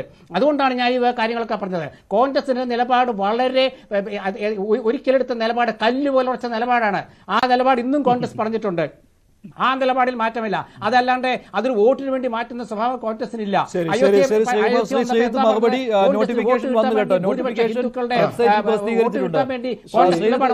താങ്കൾ വായിച്ചോന്നറിയില്ല, നോട്ടിഫിക്കേഷൻ വെബ്സൈറ്റിൽ പ്രസിദ്ധീകരിച്ചിട്ടുണ്ട്. അതിന്റെ ആപ്ലിക്കേഷൻ ഫോറവും ഈ പൗരത്വത്തിന് വേണ്ടിയുള്ള അപേക്ഷാ ഫോറവും പ്രസിദ്ധീകരിച്ചിട്ടുണ്ട് കേന്ദ്ര സർക്കാർ. ശരി, ശ്രീജിത്ത് മറുപടി. ശ്രീ മഞ്ജുഷ്, അദ്ദേഹം വീണ്ടും തെറ്റിദ്ധരിപ്പിക്കാനാണ് ശ്രമിക്കുന്നത്. വളരെ വിവാദമായിരുന്ന ഒരു പ്രസ്താവന തന്നെയാണ് ഡോക്ടർ മൻമോഹൻ സിംഗ്. ഇനി ഞാൻ സംസാരിക്കട്ടെ. ശ്രീ മൻമോഹൻ സിംഗിന്റെ പ്രസ്താവന വളരെ വിവാദമായതാണ്. അതിൽ പറഞ്ഞിരിക്കുന്ന കാര്യം ഇങ്ങനെയാണ്. ഞാൻ വീണ്ടും ആ ഭാഗം മാത്രം വായിക്കാം. The minorities in countries like Bangladesh have faced persecution. ബംഗ്ലാദേശിലുള്ള മതന്യൂനപക്ഷങ്ങൾ പെർസെക്യൂഷൻ അനുഭവിച്ചിട്ടുണ്ട്. അവർക്ക് വേണ്ടിയിട്ട് പൗരത്വം നൽകണം എന്ന് മാത്രമാണ് പറഞ്ഞിരിക്കുന്നത്. എന്ന് വെച്ചാൽ അതിൽ മെജോറിറ്റി വരില്ല. ആരാണ് ബംഗ്ലാദേശിലെ മെജോറിറ്റി? അത് മുസ്ലിംസ് ആണ്. അതുകൊണ്ടാണ് അവിടെ ഡെപ്യൂട്ടി ചെയർമാൻ തന്നെ ഇടപെട്ടുകൊണ്ട് പാകിസ്ഥാനിലും അങ്ങനെ തന്നെയുണ്ട്, അതും പരിഗണിക്കപ്പെടേണ്ടതാണ് എന്ന് പറയുന്നത്. ഇത് കോൺഗ്രസിന്റെ അന്നത്തെ നിലപാടായിരുന്നു. കല്ല് പോലുള്ള നിലപാടാണെന്ന് താങ്കൾ പറഞ്ഞാൽ ആ കല്ല് ഇവിടെ രാജ്യസഭയുടെ റെക്കോർഡ്സിലുണ്ട്. പക്ഷെ പിന്നീട് അത് നടപ്പാക്കിയിട്ടുണ്ടോ എന്ന് ചോദിച്ചു കഴിഞ്ഞാൽ അത് നടപ്പാക്കിയിട്ടില്ല. അതിന്റെ കാര്യത്തിൽ പിന്നീട് ഇങ്ങനെ ഉഴപ്പ് പറയുന്നു. 2, ആസാം അക്കോർഡ് രാജീവ് ഗാന്ധി നടപ്പാക്കി, മറ്റുള്ളവർ നടപ്പാക്കിയില്ല എന്ന് താങ്കൾ പറയുന്നു. ഇല്ല, ആസാം അക്കോർഡ് ഒപ്പുവെച്ചത് മാത്രമേ ഉള്ളൂ. ഒപ്പുവെച്ചാൽ അത് നടപ്പാക്കുന്നതല്ല. ഇപ്പൊ പൗരത്വ ഭേദഗതി നിയമം പാസ്സാക്കുന്നു 2019. നേരെ മറിച്ച് അതിന്റെ റൂൾസ് വന്നതിന് ശേഷം അതിന്റെ ഇംപ്ലിമെന്റേഷൻ ആകുന്ന സമയത്താണ് അത് നടപ്പാക്കുന്നത്. അതായത് ഇത്രയും നാൾ കേന്ദ്ര സർക്കാർ അത് നടപ്പാക്കിയിട്ടില്ല. ഈ വിജ്ഞാപനം വരുന്നതോടുകൂടി അത് നടപ്പാക്കപ്പെടുന്നു. അങ്ങനെ രാജീവ് ഗാന്ധി സർക്കാർ ചെയ്തിട്ടില്ല. പിന്നീട് ഒരാളും ചെയ്തിട്ടില്ല. ആസാമിൽ നിന്ന് തുടർച്ചയായി വന്നുകൊണ്ടിരുന്ന MP ആയിരുന്നു ഡോക്ടർ മൻമോഹൻ സിംഗ്. അദ്ദേഹത്തിന്റെ ഭാഗത്തു നിന്നും ഈ വിഷയത്തിൽ യാതൊരു വിധത്തിലുള്ള താല്പര്യവും ഉണ്ടായിട്ടില്ല. ഇനി ശ്രീ ഹസ്കർ പറഞ്ഞിരുന്ന കാര്യം നോക്കൂ. ഇതിലെ ഏറ്റവും പ്രധാനപ്പെട്ട കാര്യം ഒരു സെക്കൻഡ്, ശ്രീകുമാർ തന്നെ പറഞ്ഞിരുന്ന ഒരു കാര്യം അയോധ്യ വിഷയവുമായി ബന്ധപ്പെട്ട് അതും ഇതിൽ ചേർത്ത് പറഞ്ഞതാണല്ലോ. നോക്കൂ, മറ്റ് ശങ്കരാചാര്യന്മാർ അവിടെ പോയിട്ടുണ്ടോ എന്ന്, മറ്റ് ശങ്കരാചാര്യന്മാർ എത്ര ദിവസത്തിനകം പോകണം എന്നാണ് താങ്കൾ പറയുന്നത്? ക്ഷണം കിട്ടി അവിടെ പോകാതിരിക്കുന്ന ആൾക്കാരെല്ലാവരും തന്നെ അതിനോട് താല്പര്യമില്ല എന്നാണോ? അങ്ങനെയാണെങ്കിൽ മാതാ അമൃതാനന്ദമയി ദേവി പോയിട്ടില്ല. മാതാ അമൃതാനന്ദമയി ദേവി അതിന് എതിരായിട്ടാണോ? അവിടെ ഒരാളിന് മാത്രമേ പ്രവേശനമുള്ളൂ, ഒരാളിനൊപ്പം മറ്റൊരാളിനും കൂടി ഞാൻ ശങ്കരാചാര്യന്മാരെ തെറ്റിദ്ധരിപ്പിച്ചുകൊണ്ട് പറഞ്ഞതാണ്. ഇല്ലില്ല, ഞാനല്ല, താങ്കളാണ് തെറ്റിദ്ധരിപ്പിച്ചത്. പിന്നീട് ഈ 2 ശങ്കരാചാര്യന്മാർ ഇറക്കിയിരിക്കുന്ന പ്രസ്താവന എന്റെ കയ്യിലുണ്ട്, വേണമെങ്കിൽ ഞാൻ വായിക്കാം. വായിച്ചിട്ടുള്ള പത്രങ്ങളിൽ ഒരു സെക്കൻഡ് നമ്മുടെ നാട്ടിലുള്ള പത്രങ്ങളിലടക്കം ഇപ്പൊ ഞാൻ സംസാരിക്കുമ്പോൾ അങ്ങ് ഇടപെടുകയാണ്, ഇപ്പൊ ഞാൻ സംസാരിക്കുമ്പോൾ അങ്ങ് ബഹളം ഉണ്ടാക്കുകയാണ്. അത് ചെയ്യരുതെന്നാണ് അങ്ങ് എന്നോട് പറഞ്ഞത്. പറഞ്ഞു പോകേണ്ടതാണ്. ആ ശങ്കരാചാര്യന്മാർ ഇവിടെ വളരെ കൃത്യമായിട്ട് പറഞ്ഞിട്ടുണ്ട്, അങ്ങനെയൊന്നില്ല, എല്ലാവരും പോകണം. പിന്നെ അവർ പോകണോ വേണ്ടയോ എന്നുള്ളത് അവരുടെ താല്പര്യമല്ലേ. ഇപ്പൊ ഉദ്ഘാടനം ചെയ്ത ദിവസം അമിത്ഷാ അവിടെ ഇല്ല എന്ന് കരുതി അമിത്ഷായ്ക്ക് അതിനോട് താല്പര്യമില്ല എന്നർത്ഥമുണ്ടോ? BJP-യിൽ നിന്ന് നരേന്ദ്രമോദി മാത്രമേ എന്നുണ്ടായിരുന്നുള്ളൂ. അപ്പൊ മറ്റു BJP-ക്കാർ ആർക്കും തന്നെ അതിന് താല്പര്യമില്ല എന്നാണോ? നോക്കൂ, ഇവിടുത്തെ പ്രധാനപ്പെട്ട പ്രശ്നം ഇത് നടപ്പാക്കില്ല എന്ന് പറയാനായിട്ടുള്ള ഒരു അധികാരവും പൗരത്വ ഭേദഗതി നിയമവുമായി ബന്ധപ്പെട്ട് ഇന്ത്യയിൽ ഒരു സർക്കാരിനുമില്ല. കേന്ദ്ര സർക്കാരിന് മാത്രം തീരുമാനിക്കാൻ കഴിയാവുന്ന ഒരു വിഷയത്തിൽ ഇവർക്ക് ചെയ്യാൻ കഴിയുന്ന പരമാവധി കാര്യം എന്ന് പറയുന്നത് സുപ്രീം കോടതിയിൽ പോവുക. അതാണ് ഏറ്റവും കൃത്യമായിട്ടുള്ള ലീഗൽ റെമഡി, കോൺസ്റ്റിറ്റ്യൂഷണൽ റെമഡി. അവിടെ പോയതിനു ശേഷം ഈ വാദങ്ങളെല്ലാം ഉയർത്തുക, ഇത് ഡിസ്ക്രിമിനേഷൻ ആണ്, മതത്തിന്റെ പേരിലാണ് എന്ന് പറയുക. താങ്കൾ തന്നെ ഇവിടെ തുല്യതയുമായി ബന്ധപ്പെട്ട് ഇവിടെ നമ്മൾ ഈ ചർച്ച ചെയ്തിരിക്കുന്ന അതിന്റെ കോണ്ടെക്സ്റ്റിലല്ലേ ശ്രീജിത്തിന് മാത്രം മനസ്സിലായില്ലല്ലോ എന്ന് ശ്രീകുമാർ പറഞ്ഞു. നോക്കൂ, വളരെ കൃത്യമായിട്ട് ഹരീഷ് സാൽവെ പോലെയുള്ള വക്കീലന്മാർ കൃത്യമായിട്ട് പറഞ്ഞിട്ടുണ്ട്, ഒരു ക്ലാസ് ഓഫ് പീപ്പിളിനെ നിങ്ങൾക്ക് ഉണ്ടാക്കാൻ കഴിയുമെങ്കിൽ, ആ ക്ലാസ് ഓഫ് പീപ്പിൾ നിങ്ങൾക്ക് ഡിഫൈൻ ചെയ്യാൻ കഴിയുമെങ്കിൽ ആ ക്ലാസ്സിന് മാത്രമായിട്ടുള്ള നിയമം എന്നുള്ളത് ബാധകമാണ്. ഇവിടെയുള്ള ക്ലാസ് എന്താണ്? ഇന്ത്യയുടെ പാർട്ടീഷനുമായി ബന്ധപ്പെട്ട 3 രാജ്യങ്ങൾ, ആ 3 രാജ്യങ്ങളിലെ റിലീജിയസ് മൈനോറിറ്റീസ്, അവർ പെർസിക്സ് എ ക്ലാസ്. അങ്ങനെയുള്ള ക്ലാസുകൾക്ക് വേണ്ടിയിട്ടാണ് നിയമം ഉണ്ടാക്കുന്നത്. അതല്ല എങ്കിൽ പിന്നെ എന്ത് പറയാൻ കഴിയും? പിന്നെ നമ്മുടെ നാട്ടിലുള്ള എല്ലാ നിയമങ്ങൾക്കും അങ്ങനെ തന്നെ നമുക്ക് പറയാൻ കഴിയില്ലേ? ഇവിടെ 18 വയസ്സ് പ്രായമായിട്ടുള്ള പിന്നെ പെൺകുട്ടിക്ക് വിവാഹം കഴിക്കാം, 21 വയസ്സായിട്ടുള്ള ആൺകുട്ടിക്ക് മാത്രമേ കഴിക്കാൻ കഴിയുള്ളൂ, 18 വയസ്സിൽ ആൺകുട്ടിക്ക് വിവാഹം കഴിക്കാൻ കഴിയില്ല, ഡിസ്ക്രിമിനേഷൻ ആണ് എന്ന് പറഞ്ഞ് ചെല്ലാൻ കഴിയുമോ? ഇല്ല, അവിടെ ഒരു ക്ലാസിനെ ഉണ്ടാക്കിയിട്ടുണ്ട്. ആ ക്ലാസ് ലീഗലി നിലനിൽക്കുന്നതായതുകൊണ്ടാണ് പല നിയമങ്ങളും അങ്ങനെ തന്നെയാണ്. മോട്ടോർ വെഹിക്കിൾ ആക്ടുമായി ബന്ധപ്പെട്ട് എന്തുകൊണ്ടാണ് ഹെൽമെറ്റ് ധരിക്കുന്നതുമായി ബന്ധപ്പെട്ട് സിഖുകൾക്ക് റിലാക്സേഷൻ കൊടുക്കുന്നത്? എന്താണ്? സിഖ് മതവുമായി ബന്ധപ്പെട്ടതാണ്, അവരുടെ എസെൻഷ്യൽ റിലീജിയസ് പ്രാക്ടീസ് ആയതുകൊണ്ടാണ് എന്ന് പറഞ്ഞുകൊണ്ട് ഞാൻ ചെന്നിട്ട് സിഖുകൾക്ക് നിങ്ങൾ ഇത് കൊടുക്കുന്നുണ്ടല്ലോ, തുല്യതയല്ല എനിക്കും തരണം എന്ന് പറഞ്ഞാൽ അത് നിലനിൽക്കുമോ? ഇല്ല. കാരണം സിഖ് ഒരു ക്ലാസ് ആണ്, ആ ക്ലാസ്സിനുള്ളിൽ അവരുടെ എസെൻഷ്യൽ റിലീജിയസ് പ്രാക്ടീസ് എന്ന് പറയുന്നത് എസ്റ്റാബ്ലിഷ് ചെയ്യുകയാണ്. അങ്ങനെ ഒരു ബന്ധം എസ്റ്റാബ്ലിഷ് ചെയ്യാൻ കഴിയുമെങ്കിൽ നിങ്ങൾക്ക് ഈ പിന്നെ തുല്യതയ്ക്കും മറ്റേതിനും എല്ലാം അപ്പുറത്തേക്ക് കാര്യങ്ങൾ ഡിഫൈൻ ചെയ്യാൻ കഴിയും. അതുകൊണ്ട് തന്നെയാണ് ഇതെല്ലാം തന്നെ സബ്ജക്ട് ടു സർട്ടൻ കണ്ടീഷൻസ് ആകുന്നത്. ഞാൻ നിങ്ങളുടെ രണ്ടുപേരോടും അഭ്യർത്ഥിക്കുന്നത്, ഇന്ത്യയിലുള്ള മുസ്ലിങ്ങളുടെ പൗരത്വവുമായിട്ട് പൗരത്വ ഭേദഗതി നിയമത്തിന് യാതൊരു വിധത്തിലുള്ള ബന്ധവുമില്ല എന്ന് നിങ്ങൾ. ഇന്ത്യയിലെ മുസ്ലിങ്ങൾക്ക് ഏതെങ്കിലും തരത്തിൽ ഈ നിയമ ഭേദഗതി കൊണ്ട് അപകടമുണ്ടാകുമോ എന്ന് ചോദിച്ചാൽ, ഇന്ത്യയിലേക്ക് വന്നിട്ടുള്ള മുസ്ലിങ്ങൾക്ക് അപകടമുണ്ടാകും, ഇന്ത്യയിലേക്ക് കുടിയേറിയിട്ടുള്ള മുസ്ലിങ്ങൾക്ക് അപകടമുണ്ടാകും. അതുവഴി ഇന്ത്യയിലെ ഭൂരിപക്ഷം വരുന്ന മുസ്ലിം ന്യൂനപക്ഷങ്ങൾക്കു നേരെയുള്ള കടന്നുകയറ്റമായി മാത്രമേ ഇത് കാണാൻ കഴിയൂ. അതുകൊണ്ടാണ് ഈ നിയമ ഭേദഗതിയെ ഇന്ത്യയിലെ മുസ്ലിങ്ങളും മതേതരത്വം കാത്തുസൂക്ഷിക്കണമെന്ന് ആഗ്രഹിക്കുന്ന രാഷ്ട്രീയ പ്രസ്ഥാനങ്ങളും എതിർക്കുന്നതിന്റെ ഏറ്റവും. ശ്രീകുമാർ, താങ്കൾക്ക് പറഞ്ഞ് അവസാനിപ്പിക്കാം. ശ്രീകുമാർ, ഇതേ ചോദ്യം തന്നെ നിലവിലുള്ള മുസ്ലിങ്ങൾക്ക് ഒരു തരത്തിലുള്ള ബുദ്ധിമുട്ടും ഉണ്ടാക്കാത്തതാണല്ലോ. അല്ല മഞ്ജുഷേ, നമ്മൾ എന്താണ് പൗരത്വ ഭേദഗതി നിയമമാണല്ലോ ചർച്ച ചെയ്യുന്നത്. ഈ പൗരത്വ ഭേദഗതിയിൽ നമ്മുടെ മറ്റു സ്വന്തം തൊട്ടുള്ള അയൽ രാജ്യങ്ങളിൽ നിന്ന് വരുന്നവരുടെ കാര്യത്തിൽ മതാടിസ്ഥാനത്തിൽ അവർക്ക് പൗരത്വം കൊടുക്കുന്നുള്ളതാണല്ലോ വിഷയം. എന്തുകൊണ്ട് ഇന്ത്യയിലത്തെ മുഖ്യ പ്രതിപക്ഷ കക്ഷിയും ഇന്ത്യ ഭരിച്ച ഇന്ത്യൻ നാഷണൽ കോൺഗ്രസ് എതിർക്കുന്നു? അപ്പോൾ തന്നെ മനസ്സിലാവില്ലേ? അവിടെ നമ്മളിവിടെ 3 പേരുന്ന് ചർച്ച ചെയ്യുമ്പോഴാണോ ഈ വിഷയം പൂർണ്ണമാകുന്നത്? എന്തുകൊണ്ട് മുസ്ലിം ലീഗ് എതിർക്കുന്നു? എന്തുകൊണ്ട് കോൺഗ്രസ് എതിർക്കുന്നു? എന്തുകൊണ്ട് CPM എതിർക്കുന്നു? എന്താ മനസ്സിലാക്കാത്തത്? അതാണ് എൻ്റെ ഉത്തരം. കോൺഗ്രസ് എതിർക്കുന്നു എന്ന് വെച്ചാൽ ഇന്ത്യയിലെ ഒരു വിഭാഗീയത ഉണ്ടാക്കാൻ ശ്രമിക്കുന്നു എന്ന് തോന്നലുകൊണ്ടാണ്. ഇന്ത്യൻ നാഷണൽ കോൺഗ്രസ് ഇന്ത്യ 50 വർഷം ഭരിച്ച പാർട്ടിയാണെന്ന് ആലോചിക്കണം. ഇന്ത്യ കൊണ്ടുവന്ന ഒരു വിഷയത്തിൽ, അതായത് നമ്മുടെ വിഷയം, ഈ വിഷയം ഇനിയും വിശദമായി ചർച്ച ചെയ്യേണ്ടി വരും. നോട്ടിഫിക്കേഷൻ വന്നു കഴിഞ്ഞു, അതിന്റെ വിശദ വിവരങ്ങൾ ഇനി ചർച്ചയാവുകയും ചെയ്യും. നന്ദി. ചർച്ചയിൽ പങ്കെടുത്ത 3 പേർക്കും. ഇന്നത്തെ പ്രൈം ഡിബേറ്റിലെ ചോദ്യം ഇതായിരുന്നു: പൗരത്വ ഭേദഗതി നിയമം നിലവിൽ വന്നത് BJP-യുടെ തെരഞ്ഞെടുപ്പ് അജണ്ടയോ? അതേ എന്ന് 88% പ്രേക്ഷകർ, അല്ല എന്ന് 9%, നിഷ്പക്ഷം 3%. വേണ്ടിവരെ അവസാനിക്കുന്നു. നന്ദി, നമസ്കാരം.